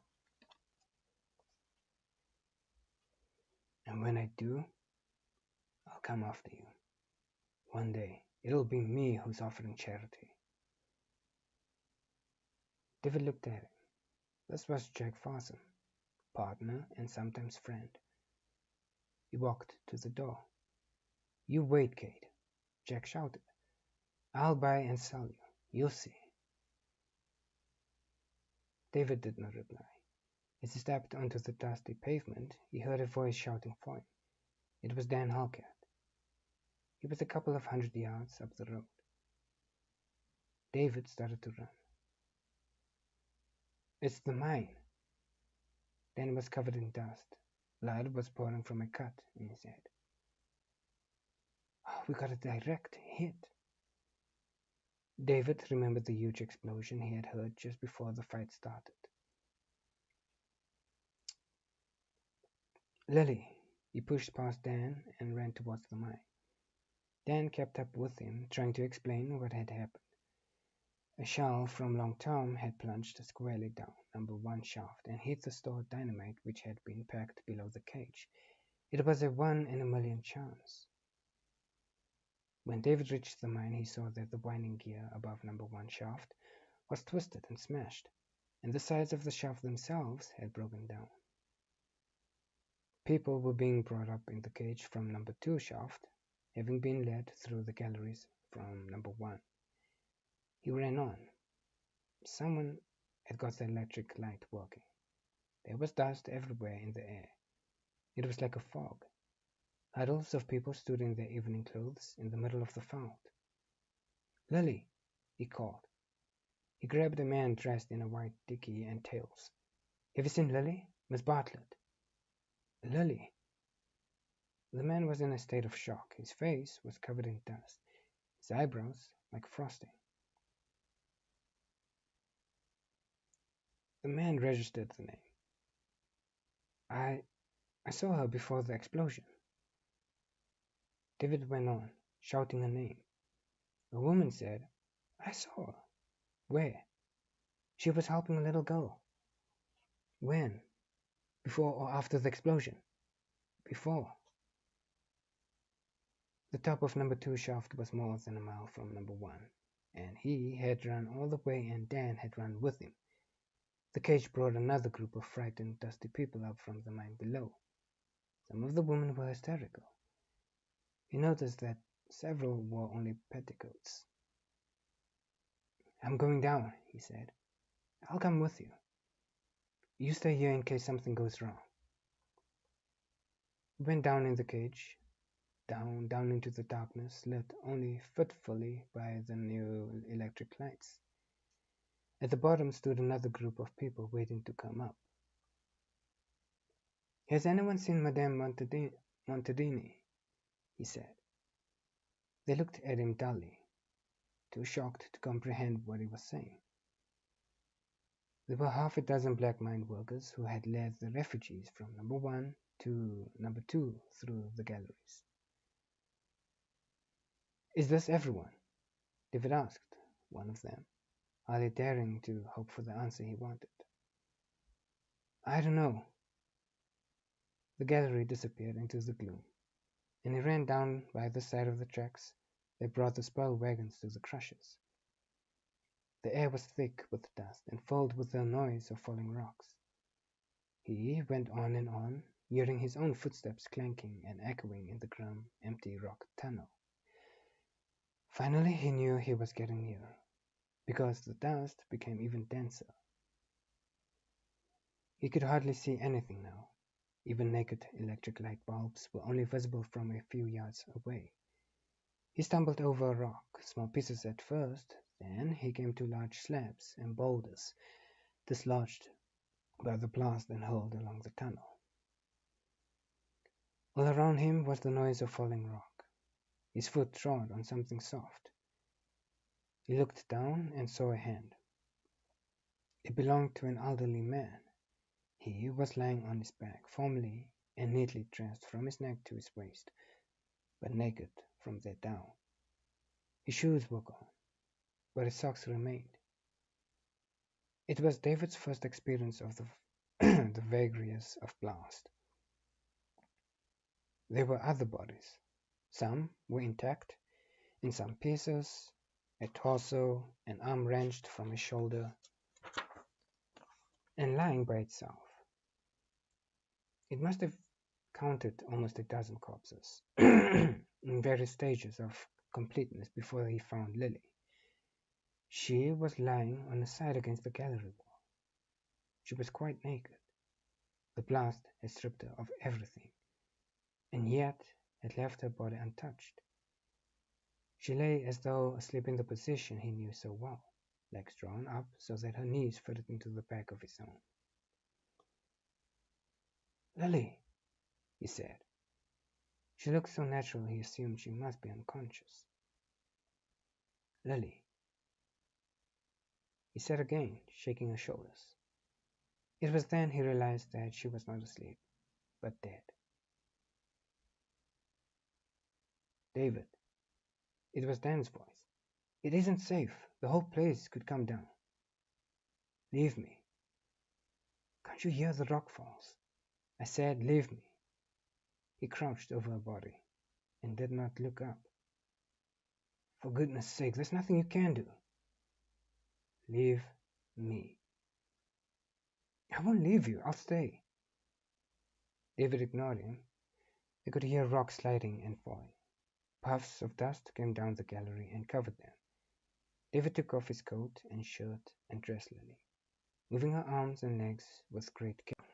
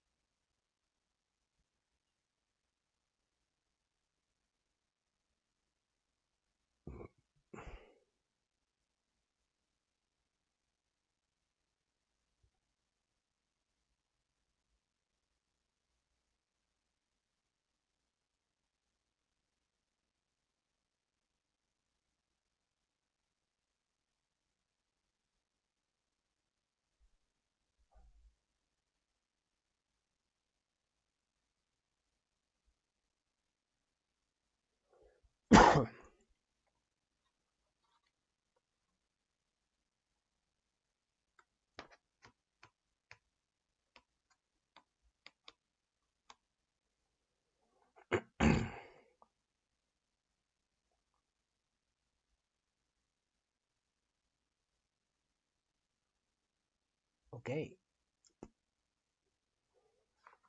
Oh man, we're so close. Just a couple of pages and then it's done. Susan first saw the smoke when she was lying at the breakfast table on the stoop at Portuguese Place. It came from the direction of Hans Lessing's farm. She stood watching, wondering what was causing it. There was no brush to burn. She knew that Hans burned off his maize lands, but only after the harvest had been won. There was no reason, no normal reason, that is, why there should be a fire of such proportions, which meant it had to do with the war. Ever since the huge gun, Long Tom, with its artillery crew, had come to Portuguese Place, she had been afraid that the war would return. Not afraid for herself, but for the two young people. So she had cleaned and oiled her shotgun and placed cartridges at strategic points in the house. They had to live. The farm had to be run. There was little more she could do except pray that in their backwater they would be left alone. But Smoke was a portent of war. And if war had come to the Lessings, she remembered that she had promised Hans to give shelter to his wife if it became necessary. War could return to Portuguese Place. As she shaded her eyes and looked to the east, she saw a small cart drawn by 4 donkeys come over the brow of a rise near the house. First, she checked that the shotgun was in its place behind the bedroom door, and then she went to meet the cart. There were 2 Hottentot women in it, one elderly, one about Jules's age. The cart was piled with miscellaneous possessions, a chair, pots and pans, bundles of clothing wrapped in blankets. As it drew close, she realized that the older Hottentot woman was Nonna, who had once played with Marie. She was Marie's age, but looked more like 70, with a shriveled-lined skin that reminded Susan of an elephant's.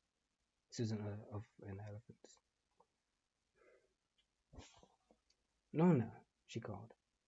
The Hottentot woman stared dully at her and halted the donkeys. Susan knew that she and her family lived on the Lessing farm, where she was an indoor servant. What has happened? Why is there smoke? The soldiers have come, Mrs. What soldiers? The English soldiers. Show her, Nona said to the girl. Susan realized that this must be her daughter. She was a pretty thing with a heart-shaped face and skin color of a burnt almond. But she was a good deal younger than Jewel, probably about 13 or 14. She shook her head. Show the old missus, Nona said more sternly. What is it, Nona? Susan said. The soldiers opened her. The girl was wearing a torn dress. Now she raised it, and Susan saw the dried blood on the inside of her thighs. She had been crying, and her nose was running.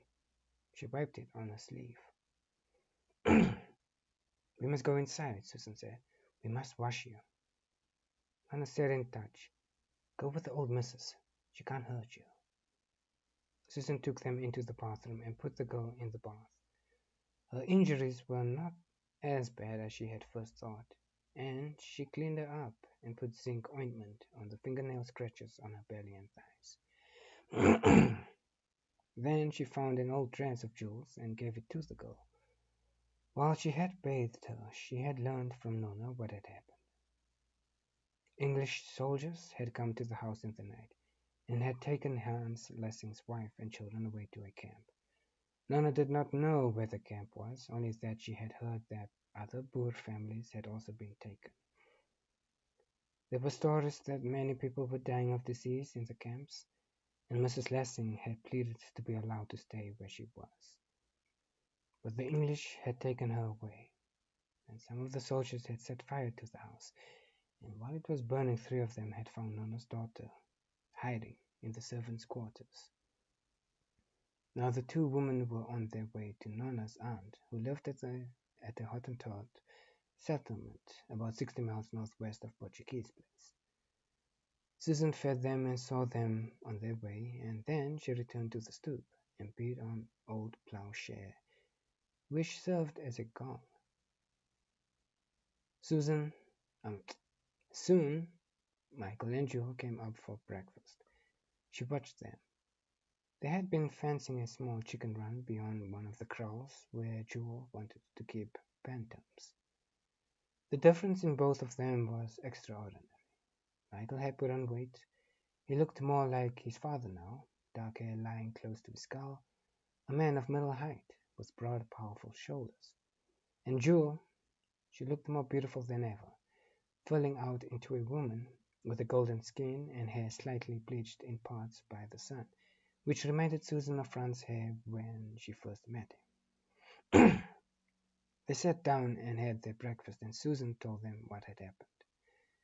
She saw Michael look at Jewel, and she knew what he was thinking.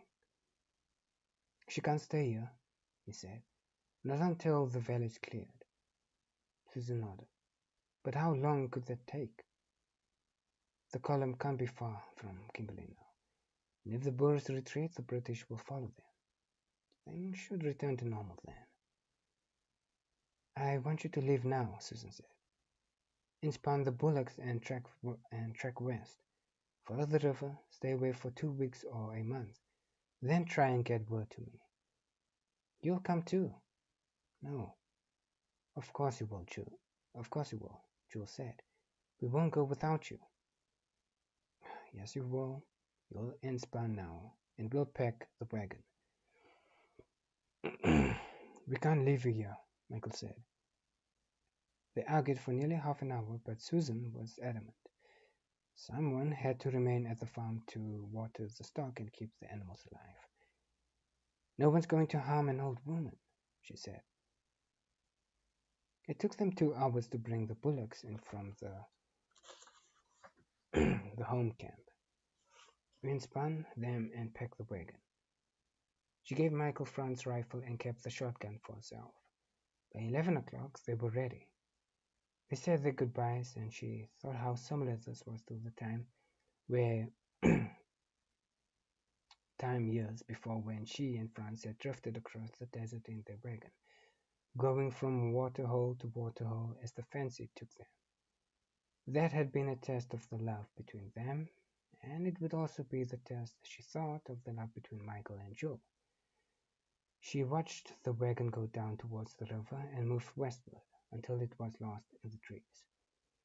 She watched until the white canvas tent was a faint blob against the brown hills, then went up to the house and stood for a moment in thought. There was not much point in locking doors or closing the wooden shutters when they came, whoever they were. They would smash the doors and the shutters. Instead, she went to her bedroom, fetched the shotgun, loaded it, and sat on the stoop in the shade of Fran's grapevine to wait for them. An hour passed, and another. So she sat, while she waited. She dozed. She woke, and looking east, she saw that the smoke no longer climbed up into the sky. She looked along the track and led past the Lessings farm, as she had that morning, and saw another cloud of dust. She wondered how many would come, and she wondered what she would do. But then she saw that there was only one rider. He dismounted, opened the gate of the home camp, and came on. Oh, come on! He came round the side of the house, and she heard him dismount. She shifted the shotgun so that it covered the steps leading to the stoop. She heard his boots on the gravel, and she pulled back both hammers of the shotgun. He came up the steps, and she saw it was Jack. His uniform was stained, dusty, and torn in places. His face, under the wide-brimmed hat, was brick red. His eyes were bloodshot and watery, and there was a look in them that Susan had never seen before. He stopped at the top, and they stared at each other. Jack blinked at Susan. His eyes were playing him tricks. Sometimes he felt so giddy he had to hold onto a chair or a door, anything that offered until the spell passed. Now the effort of climbing the steps had caused his heart to leap and jerk. Things became blurred. He hardly knew where he was. He was disorientated. He vaguely recalled the fight with David, which had been interrupted by a huge explosion. Then he had gone from bar to bar looking for his man, because of the gun. He would capture the gun. It was something he had to do. He had to show Lily. She thought he was no good. That was the reason why she had been so distant. He had only to do something, to show her, and then things would be different. But he hadn't been able to find anyone. It was said that a Boer attack was expected. He couldn't find a single one of his men. He had had a few more drinks in an empty canteen. He remembered that. And then he had found himself riding. Was he going to capture the gun single-handed? He couldn't remember, just as he couldn't remember why he had fought David. All he could remember was that they had fought. His throat was sore. That had happened in the fight. Everything was quiet. The desert was quiet. It was early in the morning. He had found himself on the road to Portuguese Place. Why? The gun wasn't there. He had come to the place where he had been stopped by Hans Lessing a long time ago, in the small knoll from where he had seen the Boer guns and the Boer army. He saw nothing now except the bare and empty field. He had ridden on. The sun beat down. He drank from his water bottle and felt better. Away to his left, he had seen a column of smoke. He wondered what it was, who was burning what, and then he had remembered the column of flame from the great explosion of the night before. That's when he had been fighting David. But why? Had it been about Lily? Oh, it was about Jewel. That was it. And that was why he was riding to Portuguese Place. He was riding to see Jewel to tell her that she would never marry David's son. Never. Never. But there was something else. And then he had remembered that too. The humiliation. He felt the blood pump in his ears. That was the worst of all.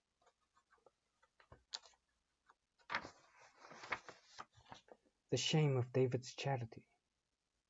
Well, he had showed him. He had said he'd go after him, and he would. He'd be rich again. He'd be powerful, only this time. This time. He had ridden on, muttering to himself under his breath, until he came to Portuguese Place. Now he stood on the stoop and focused on Susan. She was wearing a black dress. She looked old and lined, but her eyes were bright. "Where's Joe?" he said. His voice sounded hoarse, and she thought he looked in pain.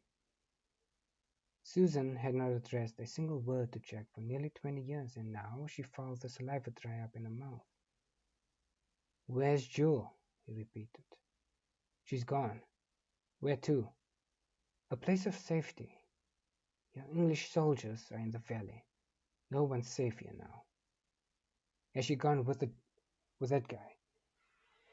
"If you mean Michael, yes." "Tell me where." "I can't tell you where because I don't know myself."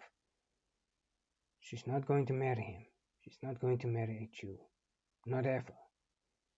She shook her head slowly.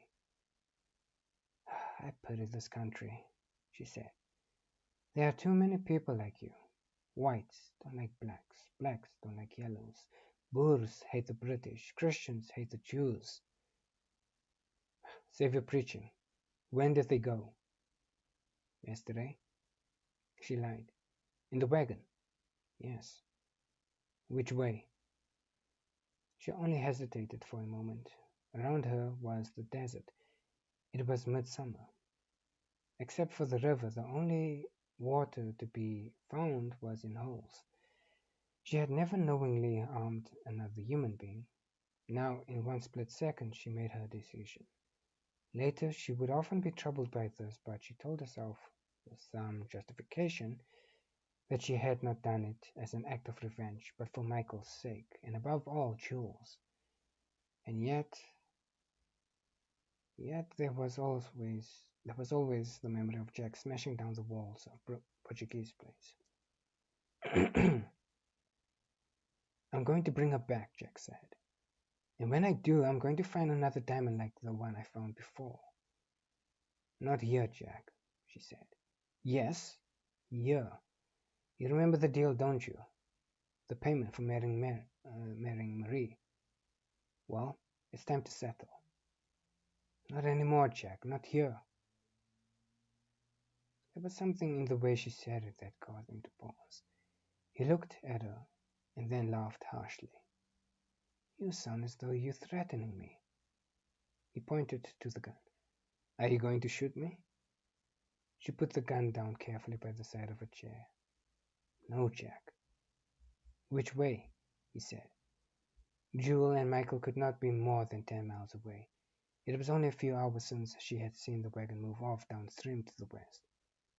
"Which way?" he repeated. She held their future in her hand, and now she raised that hand and pointed to the north. "North," she said.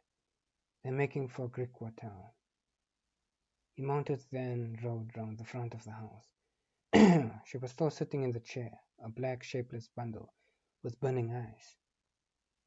"I'll be back," he called. And then she spoke to him for the last time. "Goodbye, Jack," she said. We are so close. Oh my goodness, we are so close. Oh.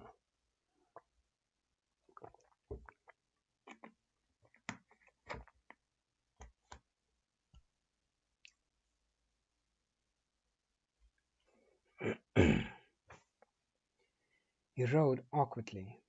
He had never ridden well. With the afternoon sun in his eyes, a wind hot and burning from the Kalahari wastes, where no rain had fallen for 3 years, bore down upon him from the northwest. Soon he felt his lips begin to crack in the dry heat, and he drank from the water bottle. His throat, where David had hit him, was eased by the fluid. The wind picked up all that afternoon until by evening the surface of the semi-desert was moving under the horses' hooves, and clouds of stinging dust and sand made both horse and rider flinch.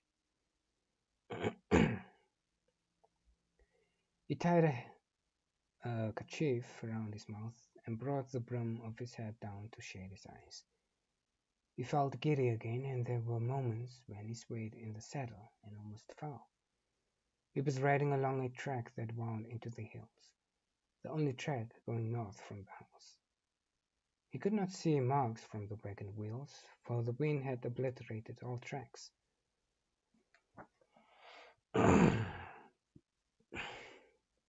Dusk found him on a wide plain, with the wind blowing half a gale.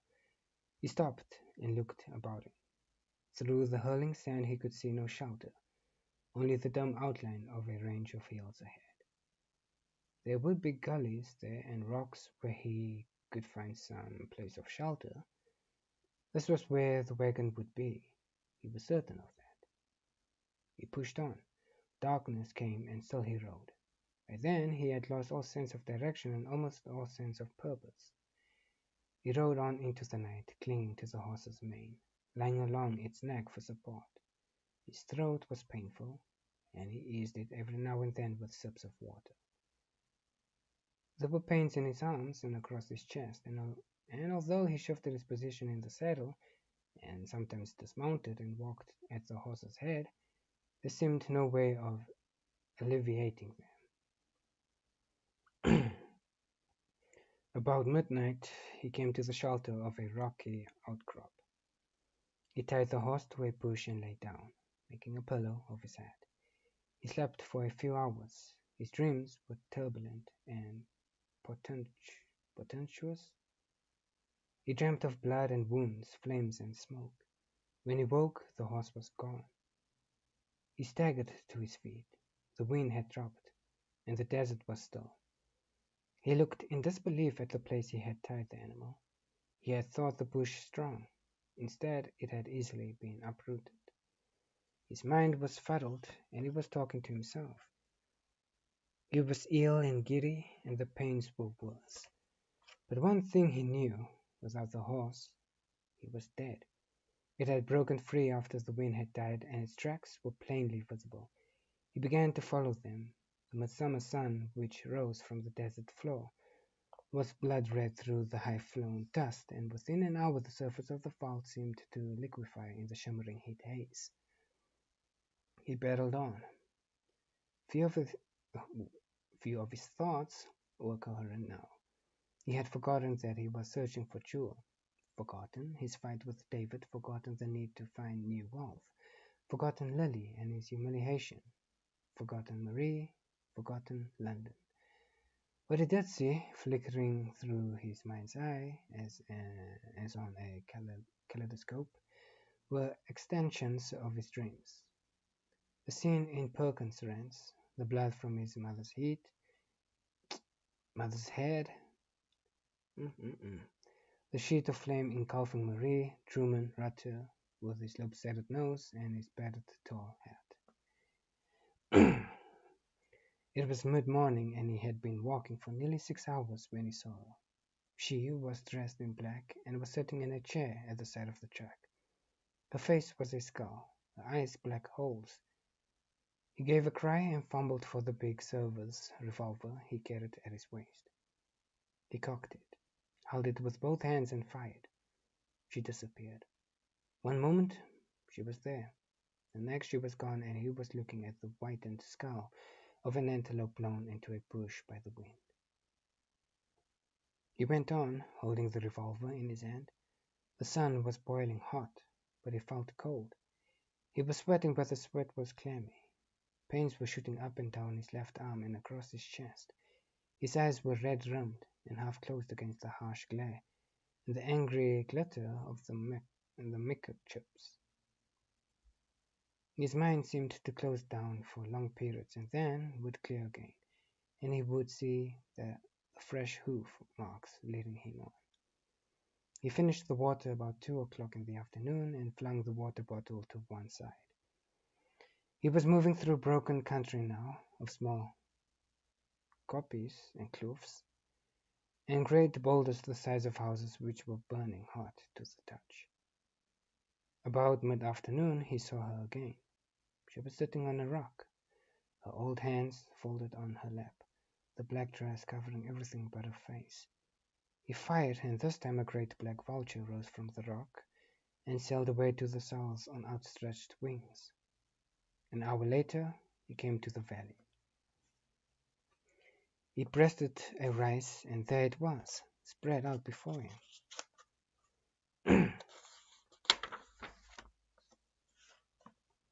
A small valley ringed by hills, one of which was faced by high red cliffs. In the center of the valley something glittered, like water, in the sunshine. Standing in the midst of this glittering patch was his horse. He gave a cry, threw away his revolver, and stumbled down the slope. Some last vestige of coherent thought told him that this valley was familiar, that he had been here before. He did not know when or why. For a moment he thought the water might be a mirage and disappear as he grew close. But then his horse bent to drink, and when it raised its head, chewing on the bit, he saw droplets of water glisten as they fell. The pen was little bigger than a tennis court, fringed by small reeds and mud. With the last of his energy he ran forward and fell on his knees, sipping the water like an animal through parched lips. He drank until he could drink no more. Then he lay down, allowing his uniform to become saturated. He turned towards his horse, and as he did so his eyes caught something glittering in the mud he had disturbed. He knelt and gave a gasp. Although his eyes were not focusing very well, he knew he was looking at a diamond. He prized it from the mud and washed it. It was huge, about the size of a hen's egg, but flatter. He began to shake. His hands were trembling so much he could hardly hold it. He pushed himself to his feet and turned to tell someone, to share this moment of triumph, but there was no one except the horse. "I told you," he shouted, and the horse gave a nervous jump. "I told you! I told you! I told you!" The echoes were flung back from the cliffs above. They merged with the crack of a rifle, and this too echoed and boomed, and Jack fell, half in and half out of the water. He fell forward onto his face, his arms stretched out, his fist closed on the diamond. That was how they found him.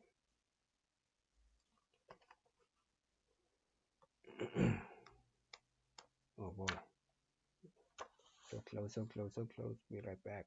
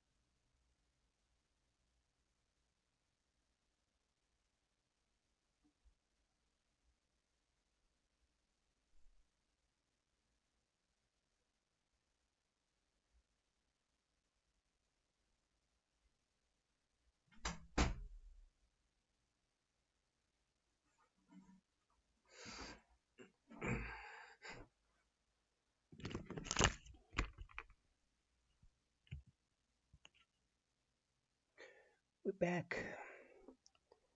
Last few pages, come on. Come on. Let's do it.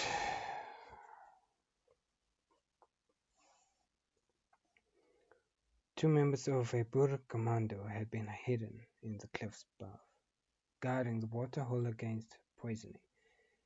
One was a youth of 17, the other a man of nearly 50.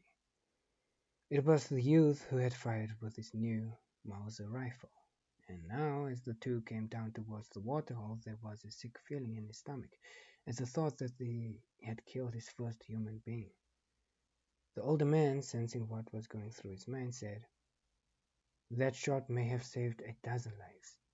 Anyway, you were only carrying out orders." They reached Jack's body and turned him over. "I've never seen a uniform like this," the older man said. "Where did you aim?"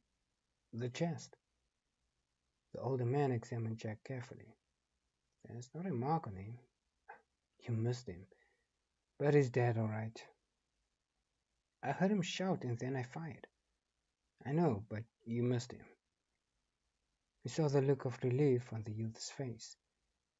Maybe he's died of fright. Maybe his time had come. He bent and wiped the mud off Jack's face and said, "You know, I could have sworn you've seen him before. He reminds me of a boxer I saw years ago. A big Englishman. Machtig. He could fight. I heard he became a famous diamond man, rich and powerful.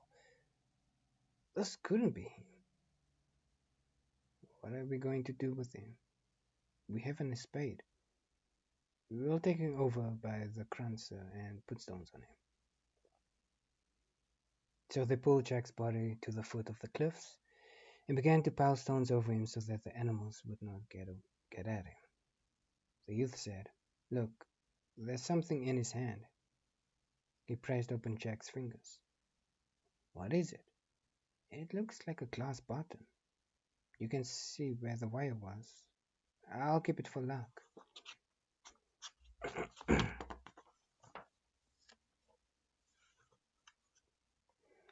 On the day, on the day Jack Farson died of a heart attack at the waterhole, the same waterhole at which Barreto had died more than 300 years before, the relief column finally broke through the Boer lines and raised the siege of Kimberley. The town found itself in something of a dilemma. It had to mourn and bury its dead, those killed in the blast at New Chance Mine. But it also had to celebrate the arrival of the column. So it compromised. Hundreds went to the cemetery. 14 people had died in the mine and they were buried together in a massive grave. All except Lily. David had refused to give up her body. He had her buried separately. Some townsfolk objected and stayed away from her funeral, but others understood that she had been someone special, not only in the world of music, but to David Cade himself. And a good crowd was around the grave when the coffin was finally lowered. David watched, stony-faced and dry-eyed. His grief was too intense for tears. At 5 o'clock, when the town had done its duty by the dead, he began to celebrate the living. Every shop with anything left to sell flung open its doors. Ooh. So did the bars. So did the brothels. It was quite a night. But to the mine the following day made his way through the galleries to the ruin of number 1 shaft, and there he began to look for the diamond that had been round Lily's neck when she died. It was now his only link with her, something that had been against the skin, something that would have taken on a fraction of her aura. That is what the diamond meant to him now. He no longer saw it as anything else. He searched all that day until Dan Halkett came down and brought him back to the surface. Earlier the following morning he was back, sifting through the rubble, moving stones that could be moved, searching. The town returned to normal. The war moved away, and Kimberley became just one of several sieges that the world heard about. and was soon replaced in people's imaginations by the two more dramatic ones of Lady Smith and Muffy King. The Boers, as they had done so often before, had simply melted away from the Kimberley perimeter and left to fight another day. British troops began to pour into the Cape Colony in ever greater numbers, and although the Boers fought for every hillock and every stream, for every waterhole and railway siding, for every mountain pass and every road junction, numbers were on the side of the British. Gradually the Boers were worn down.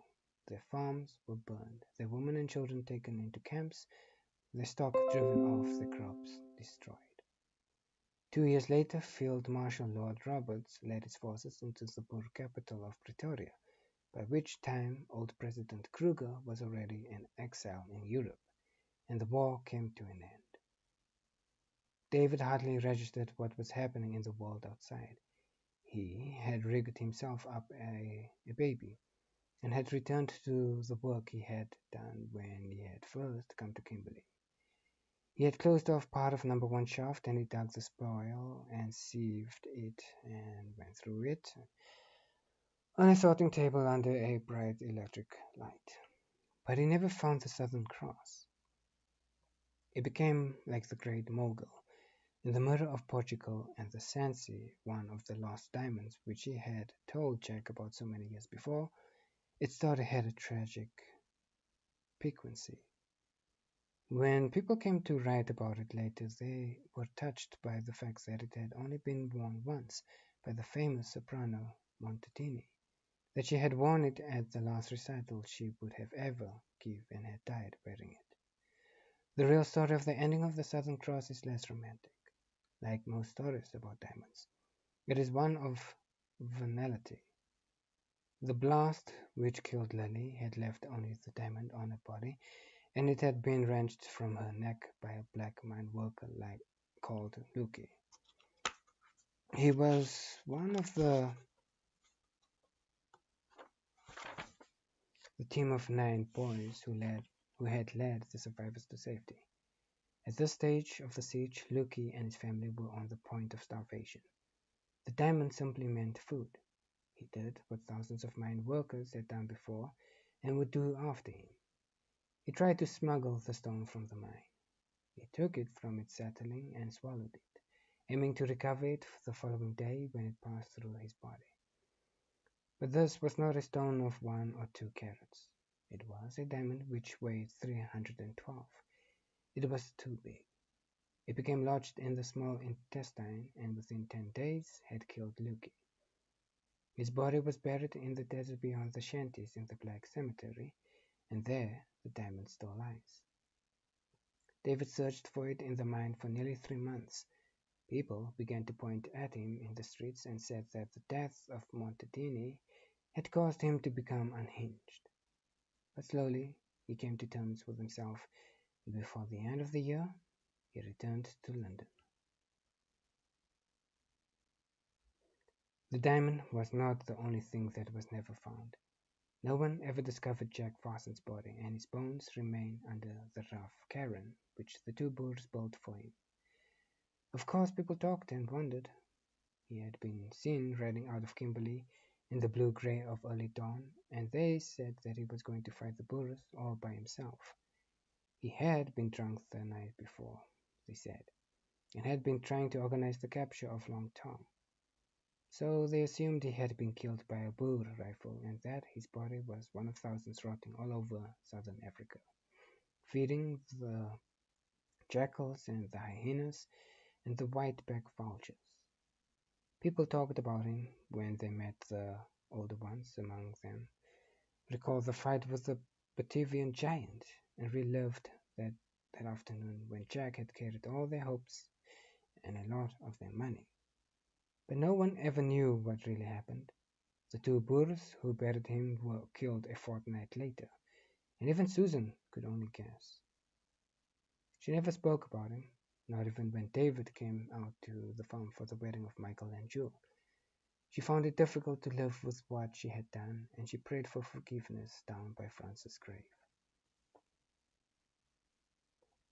In 19 1805, Marie Farson died of an overdose of gin and laudanum.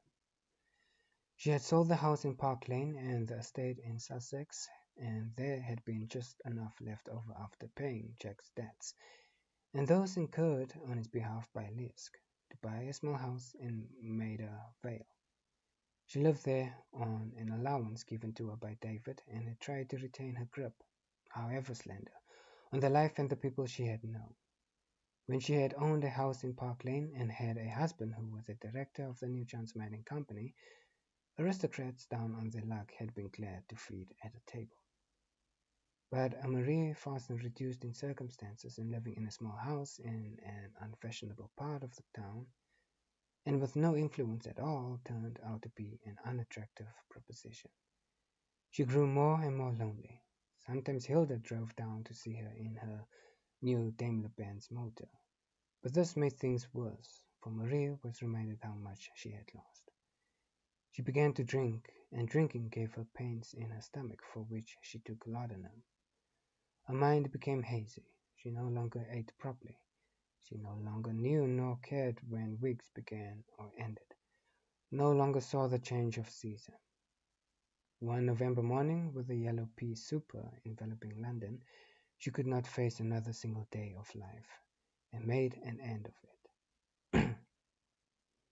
Hilda Cade outlived her by nearly 5 years. She had inherited her mother's constitution, and she put on weight easily. By the time she was in her early 50s, she resembled her mother down to the last quiver of the last chin.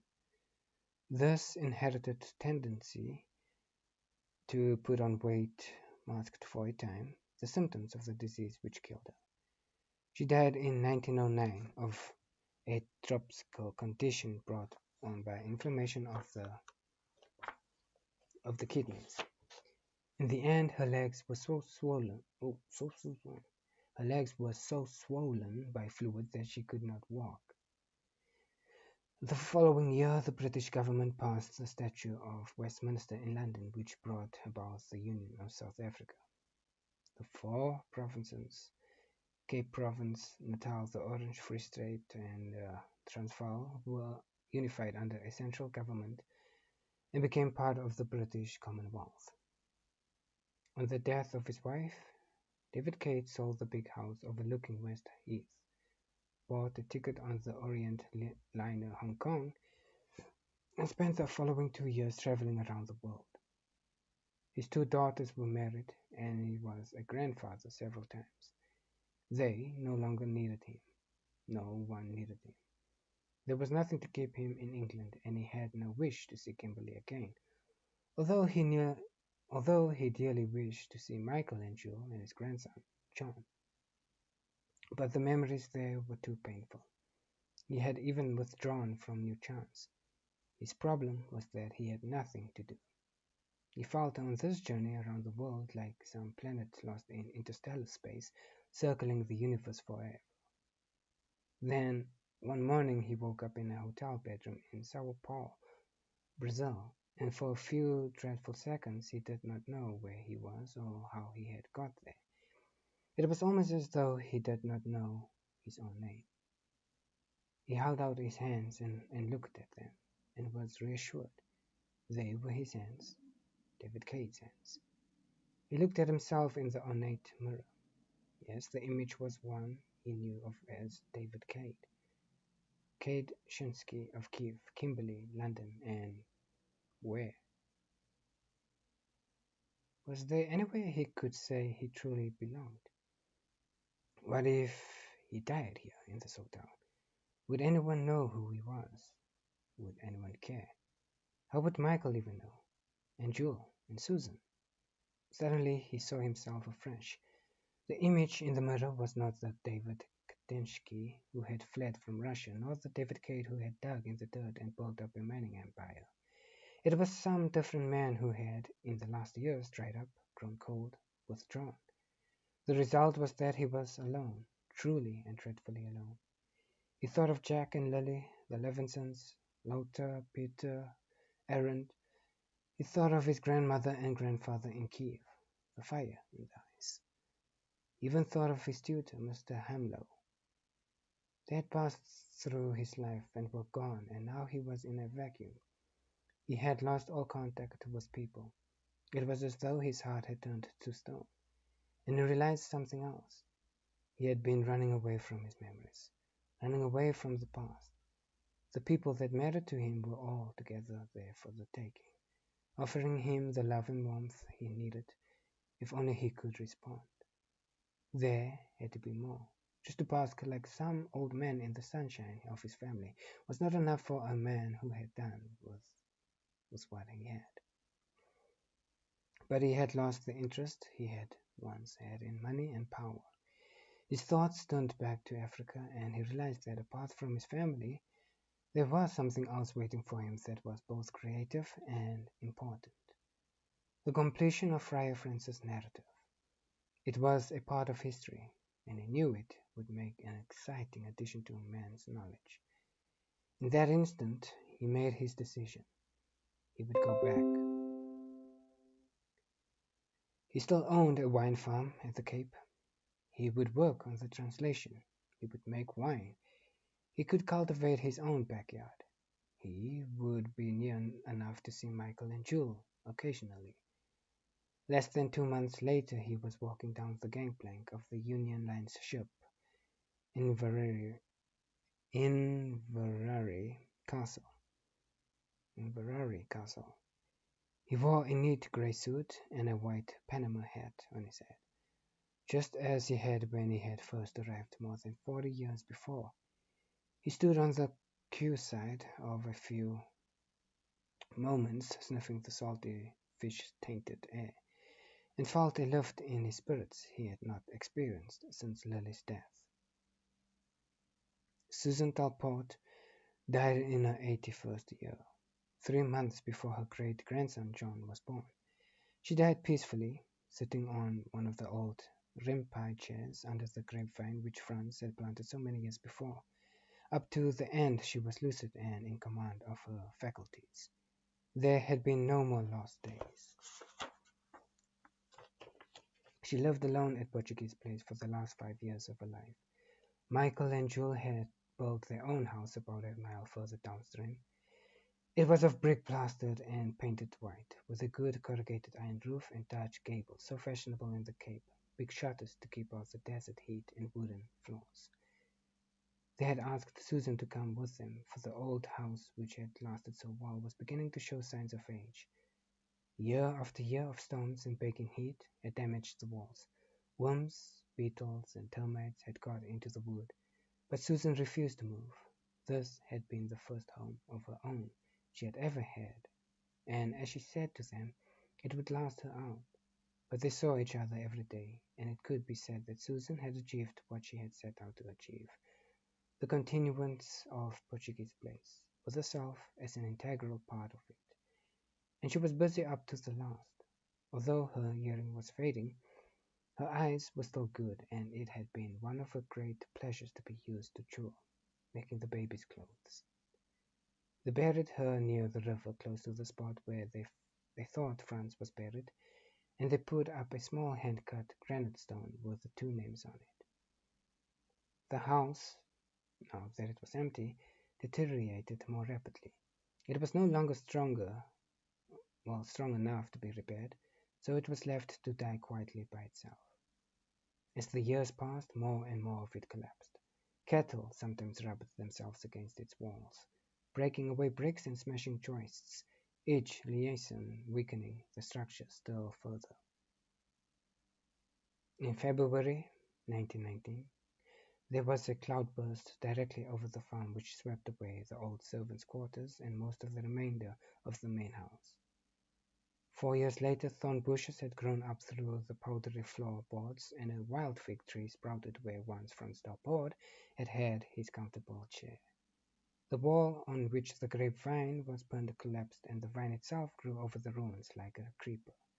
Its roots had gone down deep, and by chance were near a small spring of underground water.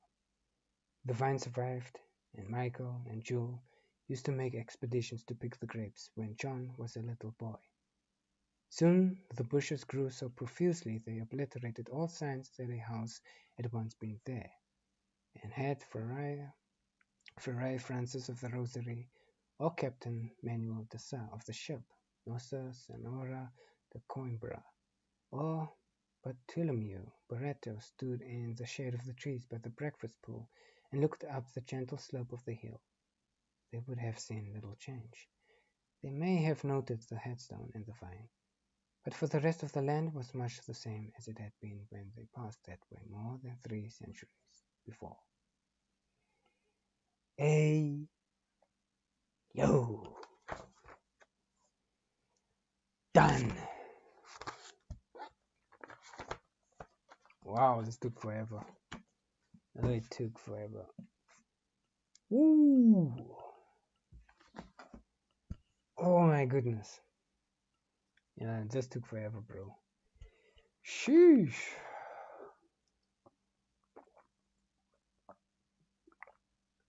Oh my goodness. This was fun. Man. Maybe years from now I'm gonna look back at this. Oh, this was awesome. Thank you. Nice book. Good book. Okay. Let me stop. I'm gonna tune. What's next? I think this one's gonna be next. I think I might read this one. But yeah. Done. Ciao, ciao.